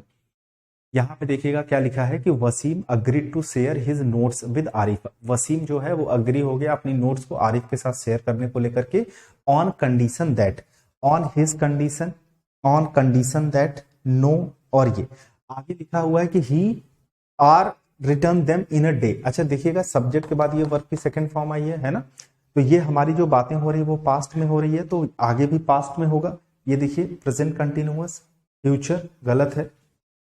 On the condition that he would return, will का पास्ट फॉर्म क्या होता है, वुड होता है, तो ये हो जाएगा। We took dinner in a Chinese restaurant and were amazed to see the interior of a restaurant. देखिए यहाँ पे दो चीजें कर सकते थे हम, वी टुक डिनर भी सही होता है, लेकिन वी हैड डिनर ज्यादा सही होता है। अगर हम स्टैंडर्ड इंग्लिश की बात करें, मैंने क्या बोला, अगर हम स्टैंडर्ड इंग्लिश की बात करें तो दोनों में से किस चीज को आप ज्यादा प्रेफर करोगे, तो ये जो लिखा है ना वी हैड डिनर, ये ज्यादा कंसिडरेबल होता है। बट टुक डिनर भी सही है, तो चलो चलने देते हैं। इन अ चाइनीज रेस्टोरेंट, इन क्या हो गया, प्रीपोजिशन हो गया। अ चाइनीज रेस्टोरेंट इस प्रीपोजिशन का ऑब्जेक्ट हो गया, जिसमें रेस्टोरेंट नाउन है, चाइनीज प्रॉपर एडजेक्टिव है। जैसे चाइना प्रॉपर नाउन होता है, तो प्रॉपर नाउन से बनने वाला एडजेक्टिव प्रॉपर एडजेक्टिव होता है। तो ये हमारा नाउन है, ये प्रॉपर एडजेक्टिव। ये जो ए आर्टिकल लगा है ये इसके लिए लगा है। ए क्यों लगा हुआ है बताना चाहूंगा कि जब हम किसी चीज को पहली बार इंट्रोड्यूस करते हैं उसके लिए हम आर्टिकल ए ही यूज करते हैं। एंड वर अमेज्ड, अब कहता we took dinner in a Chinese restaurant and were amazed. Were amazed बिल्कुल सही है, क्योंकि यहाँ पे जरा गौर करेंगे ये हमारा सब्जेक्ट है ना, जो कि प्लूरल सब्जेक्ट है। तो अब ये जो वर्ब लगी है उसका भी सब्जेक्ट यही है, ये जो वर्ब लगा है इसका भी सब्जेक्ट यही है, क्योंकि ये जो एंड है एक कोऑर्डिनेट कंजंक्शन होता है, सेम रैंक के स्ट्रक्चर को आपस में कनेक्ट करता है। तो ये भी वर्ब की सेकंड फॉर्म हो गई, और वर्ब भी उधर पास्ट में ही लिखा गया है ना। और उसके साथ खैर हमने वर इसलिए लिख दिया क्योंकि वर अमेज्ड, हम सभी लोग आश्चर्यचकित थे, क्योंकि पैसिव वॉइस का कंस्ट्रक्शन बना रहा है, क्योंकि आश्चर्यचकित वो किसी और चीज से थे, जब मतलब उनके आश्चर्य होने का कारण वो खुद नहीं थे, कोई और चीज थी, तो पैसिव में बनेगा। ठीक है, टू सी देख करके the interior of a restaurant. अब ये देखिए चाइनीज रेस्टोरेंट को ये प्रेफर कर रहा है, राइट। तो अगर हमने जब पहली बार किसी चीज को इंट्रोड्यूस किया तो हम आर्टिकल ए लगाते हैं, बट अगर उसी चीज का हम बाद में रेफरेंस देते हैं तो उसके लिए आर्टिकल द लगाना पड़ता है, क्योंकि अब हमें पता है जिस रेस्टोरेंट की बात हो रही है वो कौन सा रेस्टोरेंट है, चाइनीज रेस्टोरेंट है। जिस रेस्टोरेंट की बात हो रही है वो चाइनीज रेस्टोरेंट है, तो दैट्स वाई यहाँ पे द लगेगा, स्पेसिफिक हो जाएगा। अगला देखिएगा, let's not have non vegetarian meals in summer, Aruna said to her son. देखिए यहाँ पे इनडायरेक्ट स्पीच आपसे पूछ रहा है, भैया एक बार नहीं आपको बहुत बार बता चुका हूं, अगर आपको ध्यान होगा। जैसे आपको यहाँ पे लेट्स दिखा, तुरंत आपको समझ में आ गया होगा यहाँ पे बात किसकी हो रही है, सजेशन की हो रही है। और अरुणा सेड टू हर सन लिखा हुआ है, तो अरुणा ने सजेस्टेड किया होगा, यानी बात ही हो रही है पास्ट में। तो हैज बीन जो प्रेजेंट में है गलत है, यहाँ पे विल सजेस्ट गलत है, suggesting ING form without helping verb गलत है। एक ही चीज आपका सही हो पाएगा, that is B, B is the correct answer. Each player must play according to their full potential. सबको पता है कि अगर ईच आता है, एवरी आता है, ईदर आता है, नीदर आता है, नन आता है, इनके बाद आने वाला नाउन सिंगुलर होता है। तो ईच के बाद ये जो नाउन है वो सिंगुलर है, जो मस्ट है वो आपका मॉडल वर्ब है। मॉडल वर्ब के बाद हमेशा वर्ब की पहली फॉर्म आती है, ये भी सही है कि each player must play according to, ये भी फ्रेज अपने आप में सही है, टू दियर फुल पोटेंशियल। लेकिन ये जो दियर है वो गलत है, क्योंकि यहाँ पे देखो आप ईच प्लेयर की बात कर रहे हो, इसके साथ हिज लिख लीजिए। अब देखिए potential and not think only about winning, actually ये जो ईच होता है ये जेंडर जस्टिफाई नहीं कर पाता, मेल है या फीमेल है, ठीक है। तो आप यहाँ पे हर भी लिख सकते हो, बट हिज इसलिए कंसिडर किया जाता है मेल डोमिनेंट की वजह से, मतलब शुरू से ये माना जाता है ना कि मेल डोमिनेटिंग रहा है, पुरुष प्रधान देश। बट ग्रामेटिकली अगर आप बात करोगे तो आप कुछ भी लगा सकते हो, दोनों में से कुछ भी सही है। ये क्वेश्चन देखिएगा, कहते हैं select the most appropriate order of the statements in the option that will fill in the blanks and make a coherent paragraph. अच्छा ये क्या करते हैं, इन्होंने यहां से एक सेंटेंस शुरू किया, यहां पे लाकर के ये सेंटेंस को खत्म कर दिया, ये देखो और ये देख लो आप।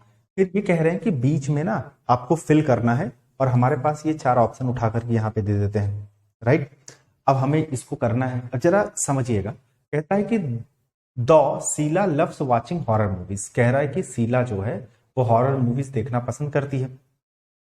अब यहां लिखा हुआ है, अब आपने क्या करना है कि सीधा यहां आ जाइए, देखिए उसको छोड़ दो, उतना पढ़ लिया ना। अब यहां पर आकर के देखिए क्या ग्रामेटिकल स्ट्रक्चर सही बना है। यहां लिखा है उसने प्लान किया to try something different yesterday, कल कुछ अलग करने का। So she rented the latest, इसलिए उसने क्या किया, रेंटेड किया latest romantic, and to her surprise she enjoyed it very much, so much so that. अच्छा ध्यान रखना, ये जो सो मच सो दैट लिखा है ना, ये रिजल्ट को शो करता है। सी रेंटेड अनदर रोमांटिक टुडे, अब यहां पे जरा गौर करना, एंड टू हर सरप्राइज, देखो एंड लिखा फिर टू हर सरप्राइज लिखा, ये तो वैसे ही गलत हो गया क्योंकि कोई स्ट्रक्चर तो बन नहीं रहा। So she rented the latest romantic, ठीक है। आगे लिखते हैं and to her surprise she enjoyed it very much so that she plant, ये तो उल्टा सीधा लिख रहे हैं इधर उधर, ठीक है। यही चीज देखो यहाँ पे, फिर उसके बाद वहां पे, उसके बाद क्या करते हैं, सो मच सो दैट, एक ही सही है जिसका स्ट्रक्चर क्या है, करेक्ट है, ठीक है। ए यहां पे लिखा है इनकरेक्टली स्पेल्ड वर्ड इनविटेशन, देखो अगर इसमें गलती करेगा तो ओ के बाद आई करके दे देगा। एसएससी को समझना, जैसे डबल एस है हो सकता है सिंगल एस करके दे दे, ठीक है, ऐसे गलतियां दे देगा। प्रोटेक्शन है आई ओ है ना, ओ आई करके दे देगा, इनके यही ढर्रे होते हैं, मैक्सिमम ऐसे क्वेश्चन पूछे जाते हैं। बाकी इरिटेशन की बात करें, ठीक है, इरिटेशन में ओ आई करके गलती दे सकता है, ठीक, तो ये हो सकता है सिंगल आर करके गलती दे सकता है, इस तरीके से। बाकी अब गलती की बात करें तो एक तो सिंगल एस, बाकी इसमें तो गलती है ही है। इसमें क्या लिखना है अपन को, पोजीशन, है ना, तो हमेशा ध्यान रखिएगा पोजीशन में डबल एस यहां होगा, डबल एस यहां होगा, है ना। तो इसमें कई गलतियां दी जा सकती हैं, एक गलती यहां दिया जा सकता है ओ के साथ आई करके, ऐसे हो सकता है यहाँ सिंगल एस कर दे, हो सकता है यहाँ सिंगल एस कर दे, या हो सकता है यहाँ डबल एस हो यहाँ पे सिंगल एस कर दे, या यहाँ पे डबल एस हो यहाँ सिंगल एस कर दे, मतलब इसी तरीके से गलतियां दी जा सकती हैं। बाकी जो एरर वाला पार्ट था इसमें पोजीशन को लेकर के था। कहते हैं कि she would often yearn for a simpler life far away from the hectic pace of the city. अब जैसे है ना कि आप जिंदगी में इतना भाग दौड़ शहरों में रहने के बाद, इतना इधर उधर जिंदगी बिताने के बाद लोगों को लगता है थोड़ी शांति मिल जाए, है ना, उसकी इच्छा करते हैं, तो डिजायर हो गया या वांट हो गया, क्रेव हो गया, ठीक है, किसी चीज के लिए इच्छा रखना, तो उसके लिए हम क्या यूज करते हैं, लॉन्ग फॉर। बाकी चीजें मैं आपको बता देता हूं, ठीक है। अगर हम रिकोर्स की बात करते हैं तो यह सोर्स ऑफ हेल्प होता है, ठीक है। जैसे मान लीजिए आपको किसी चीज की जरूरत है और आप सोच रहे हो, ठीक है, क्या करें क्या करें क्या करें, तब तुरंत एक ऑप्शन दिमाग में आता है, यार जय सर को मैसेज करते हैं, ठीक है। तो रिकोर्स मतलब सोर्स ऑफ हेल्प, हेल्प का सोर्स, मतलब इसके लिए हम ऑप्शन लिख सकते हैं, ठीक है। अगर बात करें हम इसके सिनोनिम की, ऑप्शन लिख सकते हैं, इसके लिए हम लोग रेमेडी लिख सकते हैं, इसके लिए एड लिख सकते हैं, हेल्प लिख सकते हैं, ये सारी चीजें। अगर हम स्वे की बात करते हैं तो इसका मतलब होता है एक दो तीन, इसके ना आप एक काम करना, इसके दो मतलब लिखना, ठीक है, और इंपॉर्टेंट है। स्वे का एक मतलब लीन लिख लेना, एक मतलब बेंड लिख लेना, झुका होना, झुका होना, ठीक है। जैसे मान लो तुम ऐसे किसी को ऐसे टेक लेकर के ऐसे झुक के कहीं पे खड़े हो, ठीक है। दूसरा इसका मतलब होता है किसी चीज को कंट्रोल करना, इन्फ्लुएंस करना। इन्फ्लुएंस कंट्रोल का मतलब होता है परसुएड करना, ठीक है, यानी इनकरेज करना। तो कंट्रोल करना, इन्फ्लुएंस करना, परसुएड करना, यानी किसी को किसी चीज के लिए मोटिवेट करना, एक तो ये ध्यान रखना, एक लीन या बेंड वाला ध्यान रखना, ठीक है, ये चीज। अब भैया स्ट्रॉन्ग होल्ड की बात कर लेते हैं, इसका मतलब बुलवॉक होता है, ये BULWARK, ठीक है, या क्या हो जाएगा, फोर्ट्रेस हो जाएगा। इसको मैं समझा देता हूं, देखिए जैसे मान लीजिए आपने घर बनवाया, ठीक है, अब आपने उसके आगे एक बड़ी सी दीवार बनवा दी। अब बड़ी सी दीवार बनवाया, गेट लगवा दिया, रीजन क्या था ये करने का, रीजन बड़ा सिंपल था कि आप चाहते थे कि कोई भी आपके घर के अंदर ना घुसे, तो वो डिफेंस के लिए, अपनी सुरक्षा के लिए, अपनी प्रोटेक्शन के लिए वो जो वाल वगैरह बनवाई जाती है ना, उसके लिए। तो ये जो हमने फोर्ट्रेस लिखा है, बुलवॉक लिखा है, जैसे पुराने राजा महाराजा जब उनका महल हुआ करता था तो बड़ी बड़ी दीवारें नहीं हुआ करती थी, दीवारें क्यों बनवाई जाती थी, उसको वो सुरक्षा दे पाए। तो यहाँ पे देखना आंसर हो जाएगा लॉन्ग फॉर। लॉन्ग फॉर का मतलब होता है किसी चीज के लिए क्रेव करना, डिजायर रखना, इच्छा रखना। स्ट्रॉन्ग होल्ड का मतलब बुलवॉक या फोर्ट्रेस हो गया, ठीक है, जो लोग अपने डिफेंस के लिए बनवाते हैं, करते हैं। वे का दो मतलब होता है, एक इसका मतलब लीन या बेंड होता है, झुका होना, एक कंट्रोल, इन्फ्लुएंस या परसुएड होता है, ठीक है, ये ध्यान रखना। रिकोर्स का मतलब होता है सोर्स ऑफ हेल्प, ठीक, ऑप्शन, रेमेडी या एड, सपोर्ट, हेल्प, ये हम लोग लिख सकते हैं। बाकी आगे देखना। हाँ ये क्वेश्चन तुम बता दो पहले तो मुझे।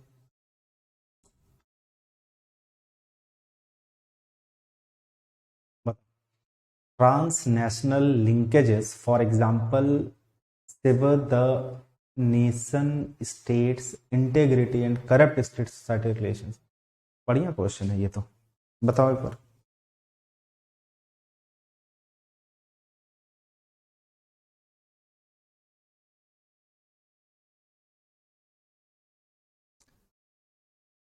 तुम्हारे पास देखो एक ऑप्शन ये है स्किप करने का, जब एग्जामिनेशन में इस तरीके के क्वेश्चन आए नहीं बन रहा है तो स्किप कर देना, ठीक है।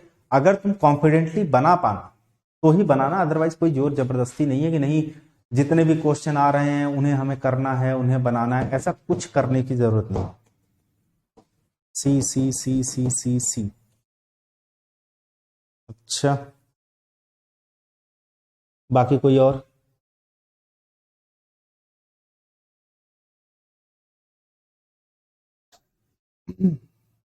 कोई और है? नहीं बन पाया? अच्छा, सबसे इंपॉर्टेंट चीज तुम्हें मैं ये बता देता हूं। एक जन बता रहे हैं ए, किसी ने सी बताया, किसी ने स्किप कर दिया, तो अब ए बचा था, उसने कहा सर ए मार के देख लेते हैं एक बार, ठीक है।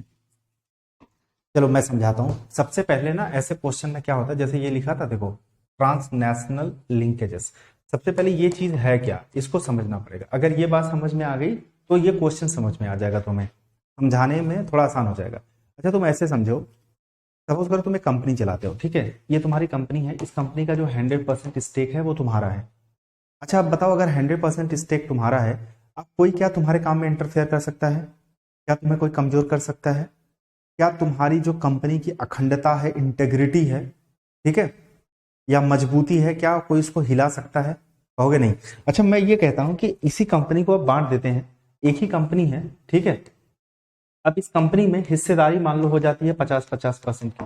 अब तुमने आधा स्टेक किसी और को दे दिया, आधा स्टेक किसी और को दे दिया, मतलब आधा खुद के पास रखा, आधा किसी और को दे दिया। अच्छा, ये बताओ अब क्या इंटरफेरेंस होगा कंपनी के अंदर? अब क्या कोई डिसीजन तुम खुद ले पाओगे? तुम कहोगे नहीं। अब हमें हर चीज बांट बांट के करनी पड़ेगी, है ना। उसी तरीके से मान लो एक कंट्री है, जैसे इस कंट्री को हम मान लेते हैं इंडिया, है ना। अब इस इंडिया कंट्री ने जैसे बाकी की जो कंट्री है, जैसे ये सबको भी मान लो, ये सब भी कंट्री है ना, ये भी, ये भी, ये भी, ये भी।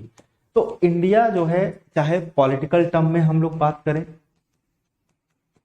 ठीक है, चाहे हम लोग टेक्निकल टर्म में बात करें,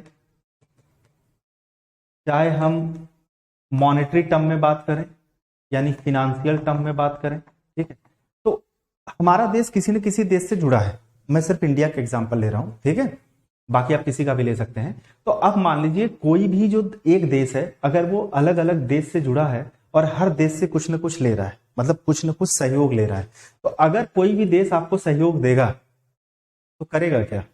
उसको भी कुछ चाहिए, ठीक है। तो मतलब यही है, अगर वो फिनेंशियली इन्वेस्ट यहाँ पे कर रहा है, अगर वो टेक्निकली यहाँ पे इन्वेस्ट कर रहा है, अगर पॉलिटिकली उसका यहाँ पे अगर इंटरफेरेंस है, तो वो क्या करेगा? आपके देश को कमजोर करेगा, राइट। अगर मान लीजिए इंडिया अपने आप में इतना सक्षम हो, 100% कह लें, या उसको मदद ना के बराबर लेनी पड़ रही हो, तो इस देश को कोई हिला नहीं सकता। इस देश के ऊपर कोई जैसे अमेरिका के ऊपर कोई दबाव बना पाता है? जनरली नहीं बना पाता है। रसिया के ऊपर कोई दबाव बना पाता है? नहीं बना पाता है। लेकिन जो छोटे छोटे देश हैं, क्या उनके ऊपर दबाव बनता है? बिल्कुल। अब जैसे ये कुछ महीने पहले की बात है, मलेशिया ही था ना शायद, मुझे अगर ध्यान है तो, कुछ तो था ऐसा ही, नाम मुझे याद नहीं आ रहा है, ठीक है, जहां पे लोग अरे वो करने जाते थे, मलेशिया बोलो, मैं कुछ और था शायद। तो उसने क्या हुआ, एक आइलैंड ही था, उसने उछलने की कोशिश की, भारत ने हाथ खींच लिया, चाइना ने बाद में हाथ खींच लिया, क्या हो गया? खत्म हो गया। उसकी अपने आप में कोई वैल्यू थी? वो कमजोर, ऐसे लोग कमजोर होते हैं क्योंकि ये दूसरे के सपोर्ट से चलते हैं। जब इनके सपोर्ट हट जाते हैं, हाँ मालदीव था, मालदीव था, तो जब सपोर्ट हट जाता है तो ये कमजोर पड़ जाते हैं। तो एग्जैक्टली यही चीज यहाँ पे ट्रांस नेशनल लिंकेजेस का मतलब था। तो कह रहे कि for example sever the nation state's integrity and corrupt state society relation. तो वो ये कहना चाहता है, थोड़ा समझ लेना इस बात को, कि अगर हम बात करते हैं तुमसे कोहेजन, कोहेजन का मतलब होता है यूनिटी ऑफ अ ग्रुप, ठीक है, इसका मतलब होता है यूनिटी ऑफ अ ग्रुप, यानी तुम सीधे सीधे ऐसे कह लो अखंडता, एकता, राइट। इरोड का क्या मतलब होता है? वीकेन समथिंग, किसी चीज को क्या करना? कमजोर करना, ठीक है, ये चीज। बाकी देखो, अगर ये समझ गए तुम, अगर ये रहेगा, ये लिंकेजेस आपके रहेंगे, तो sever the nations states cohesion and erode state society relation. तो वो जो स्टेट सोसाइटी रिलेशन है अखंडता को लेकर के, इंटेग्रिटी को लेकर के, वो क्या होता जाएगा, वो कमजोर होता जाएगा। ठीक है, बाकी यहाँ पर रिलेटिवली का कोई मतलब नहीं है। और यहाँ देखो ये जो डिमिन्यूशन लिखा हुआ है, इस डिमिन्यूशन का मतलब होता है रिडक्शन। ठीक है, तो यहाँ देखो रिडक्शन का कोई सेंस नहीं बनता, क्योंकि अगर रिडक्शन है तो कंट्रोवर्सी क्या कर रहा है। अब अगर इसको भी देखोगे, अगर इस सेवरेंस की हम लोग बात करते हैं तो इसका वो मीनिंग होता है यार, एक्शन ऑफ एंडिंग रिलेशन। ठीक, एक्शन ऑफ एंडिंग, किसी चीज को खत्म कर देना, जैसे कोई रिलेशन वगैरह हो गया उनके लिए। पहले बताओ समझ में आया? एक बार कंफर्म कर दो अगर आ गया हो तो।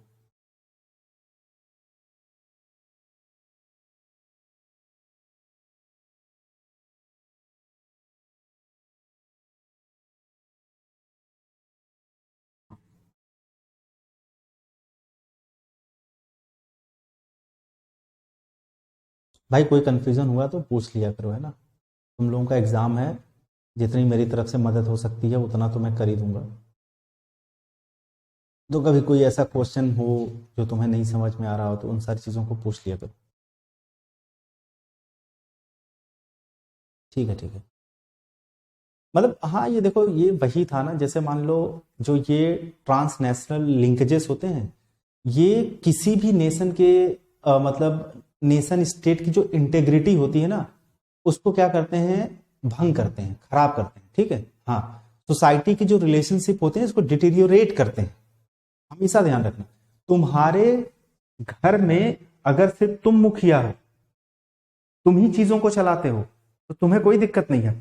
लेकिन तुम्हारे घर में 4 लोगों का आना जाना है ना, 4 लोग अगर भरते हैं कान, तो फिर रिश्ता नहीं चलेगा, फिर घर टूटने लग जाएगा। बस एग्जैक्टली यही चीज यहां पे थी जो इसका मतलब था।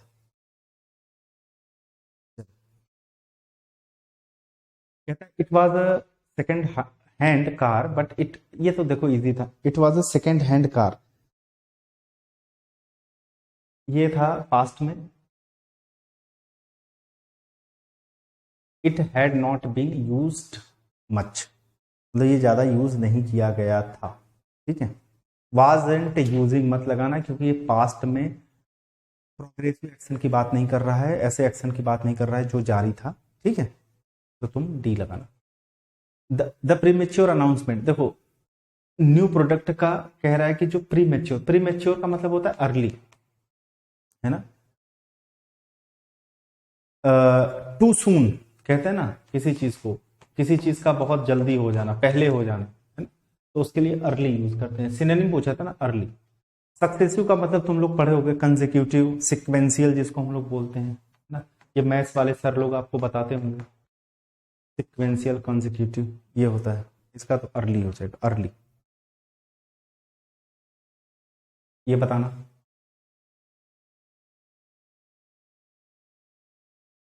देखो तुम्हारे पास फ्राइडे था, फ्राइडे तुमने रिवीजन किया होगा, अब तुम्हारे पास संडे है, संडे को ढंग से रिवाइज करना।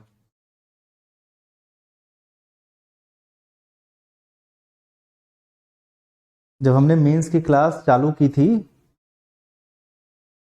50 क्लासेस हो गई।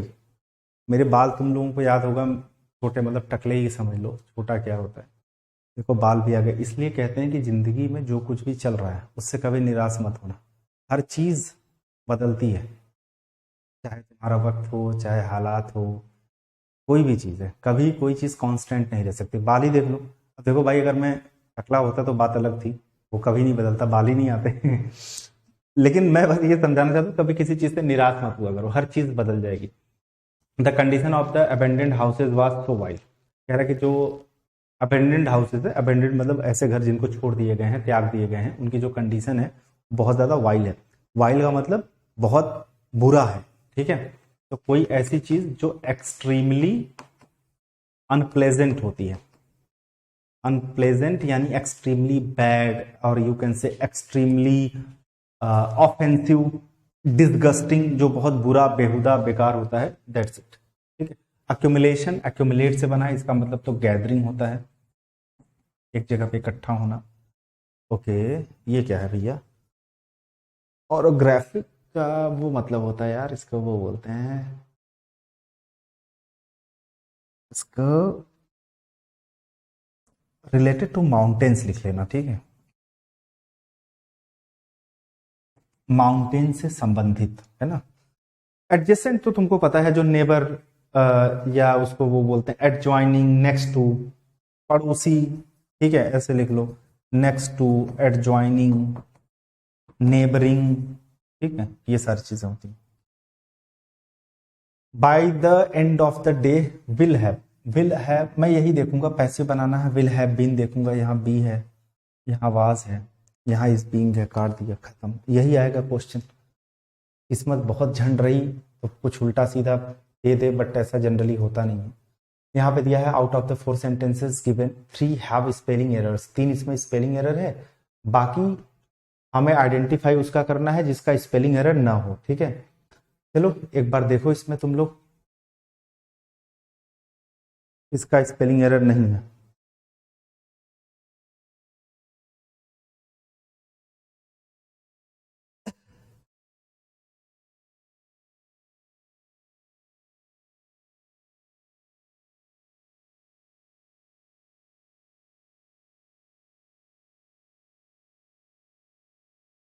नहीं बे, क्या करते हो तुम लोग, देखो यू ई है ना, इसमें ई यू होता है, ये तो गड़बड़ है ना।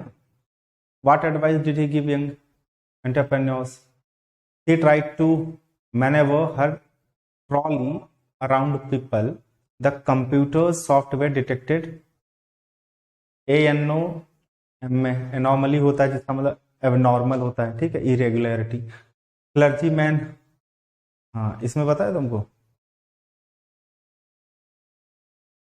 एक टी को हटा देना, ठीक है, बस एक ही बचता है मिला जुला करके, यही सही है। बाकी मीनिंग तुम्हें जानना है तो मीनिंग बता देता हूं, इसका मीनिंग लिख लो रिचुअल, रिचुअल ना समझ में आया तो सेरेमनी लिख दो, ठीक है, जैसे तुम्हारे घर में रिचुअल होते होंगे ना, इसी तरह के जो परंपरा वगैरह होती है वो चीज, ठीक है। और ऐसा क्या बताना है, इसको एबनॉर्मल लिख लेना, ये तो खैर तुम्हें पहले से पता रहा होगा, लेकिन फिर भी लिख लेना, इसका मतलब एबनॉर्मल होता है, राइट। और क्या बचता है तुम्हारा, डन, ये करेक्ट आंसर होगी। अगला बताओ, to be in the dark,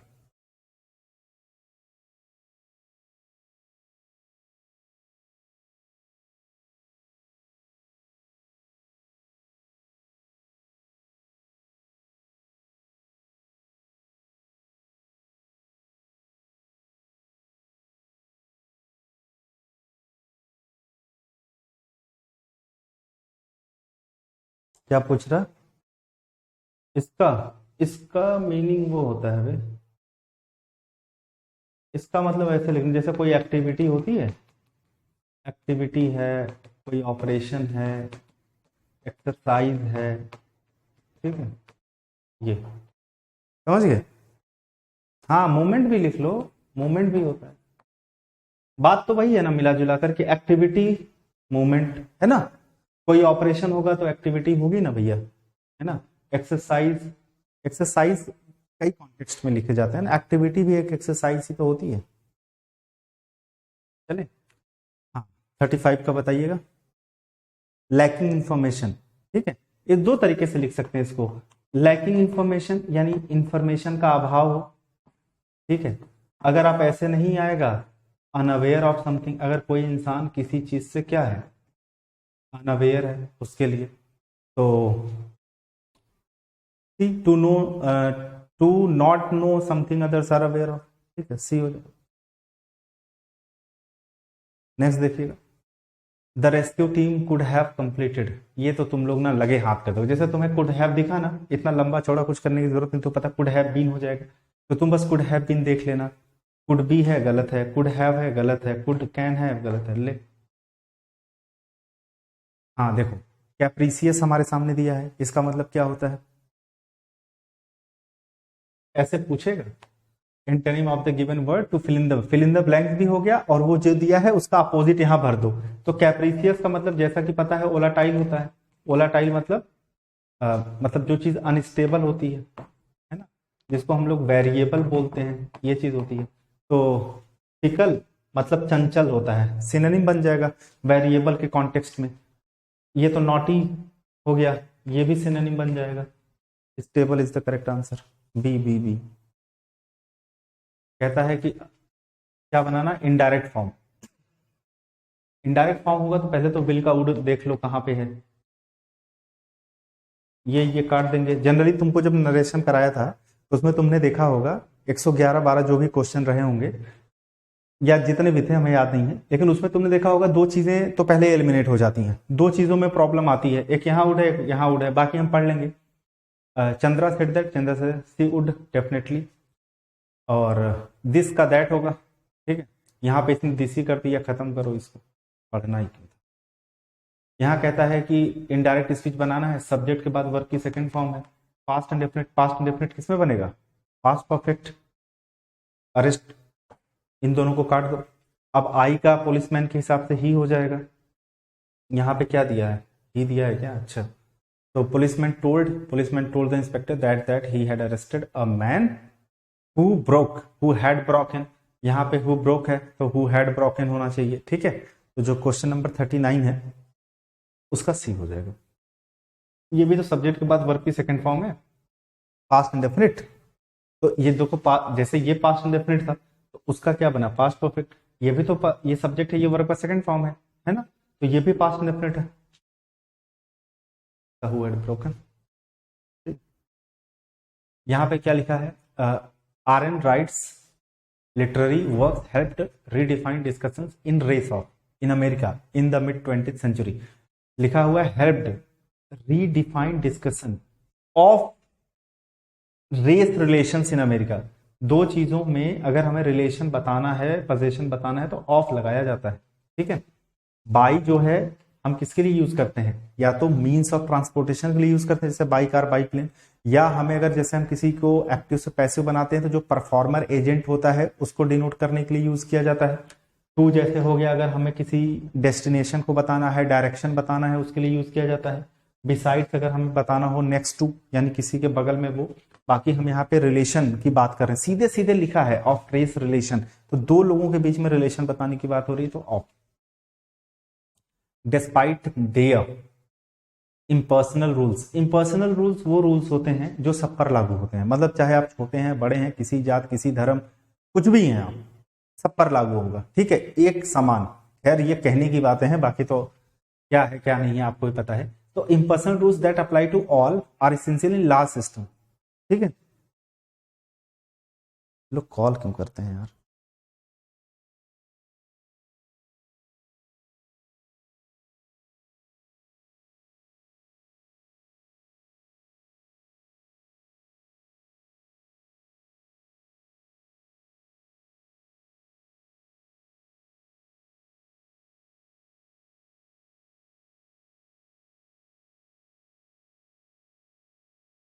देखो जैसे ये कहा जाता है ये स्टूडेंट से कि आप लोग कॉल मत किया करिए, देख रहे हो कॉल पे कॉल करे पड़े रहते हैं, मतलब मैसेज कर रहे हैं तो भी उनकी समस्या का समाधान हो जाए, लेकिन अब बच्चे हैं बेचारे क्या करें यार। पता है लोग कह रहे हैं कि पीडीएफ, जैसे मेरे पास ना जैसे 10 आवर्स की हमने एक वीडियो बना दी, अब मुझे इसका पीडीएफ नहीं है मेरे पास, अब इसको मैं कन्वर्ट कैसे करूं मुझे नहीं पता है। अगर तुम लोगों में कोई टेक्निकली थोड़ा साउंड है जो चीजों को जानता है, वीडियो से पीडीएफ कैसे कन्वर्ट किया जाता है, अगर यार करके दे दोगे ना, बड़ा एहसान है तुम्हारा, समझ लो बहुत लड़कों का भला हो जाएगा इससे। तो डिस्पाइट देयर लिमिटेशंस, ठीक है। यहाँ लिमिटेशंस का मतलब यहाँ पे उससे समझना, यहाँ पे लिमिटेशन का मतलब डिसएडवांटेज से है, डिसएडवांटेज या शॉर्ट कमिंग से है। शॉर्ट कमिंग मतलब कमियां, ठीक है, मतलब despite there short coming, despite there disadvantages, मतलब इसकी खामियों के बावजूद भी जो ये इम्पर्सनल रूल्स हैं वो सभी पर क्या है, लॉ सिस्टम में अप्लाई करना बहुत जरूरी है, क्योंकि चीजें अरेंज वे में चलें, चीजें ऑर्गेनाइज्ड रहें, ठीक है। तो इनकी कमियों के, क्योंकि भाई एक ऐसा रूल है जो सब पर लागू होता है, बहुत स्ट्रिक्ट है, कोई रूल मान लो सब पे लागू होता है तो उसके कुछ कमियां हैं, कुछ डिसएडवांटेज है, लेकिन उसके बावजूद भी ये लागू होना चाहिए जिससे चीजें ऑर्गेनाइज्ड रहे। तो दैट्स वाई यहाँ पे सी होगा। उस लिमिटेशन का मतलब दायरा न समझ करके अगर उसका मतलब शॉर्ट कमिंग या डिसएडवांटेज समझोगे तो ज्यादा सही रहेगा क्योंकि सेंटेंस का कॉन्टेक्स्ट वही है। Terrorist kill thousands of innocent people in cold blood. तो कोल्ड ब्लड मतलब सबको पता है क्रूअली, विदाउट एनी इमोशन, मतलब जिसके अंदर विदाउट नो इमोशन, जिसके अंदर कोई इमोशन नहीं है। ये तुम्हारा आज का होमवर्क हो गया, एक खुद से भी कर लेना। बाकी माई फादर कुक्स ब्रेकफास्ट एवरीडे, जैसा मैं बताता हूँ कि तुम्हें 45 में से 1-2 क्वेश्चन ऐसा मिलेगा जो देखते ही तुम ऐसे कर दोगे, हो गया, ठीक। और अनवेवरिंग लिखा हुआ है, अनवेवरिंग का मतलब क्या होता है, जो चीजें स्टडी होती हैं, फिक्स्ड होती हैं, है ना। स्टडी मतलब फिक्स, जैसे वेवरिंग का मतलब क्या होता है, वेरिएबल जो, ये स्टडी, तो इसका क्या हो जाएगा, अपोजिट अनसर्टेन हो जाएगा। कंड्यूसिव मतलब क्या होता है, जो चीजें हेल्पफुल होता है, बेनिफिशियल होता है, ठीक है, यही चीज होती है।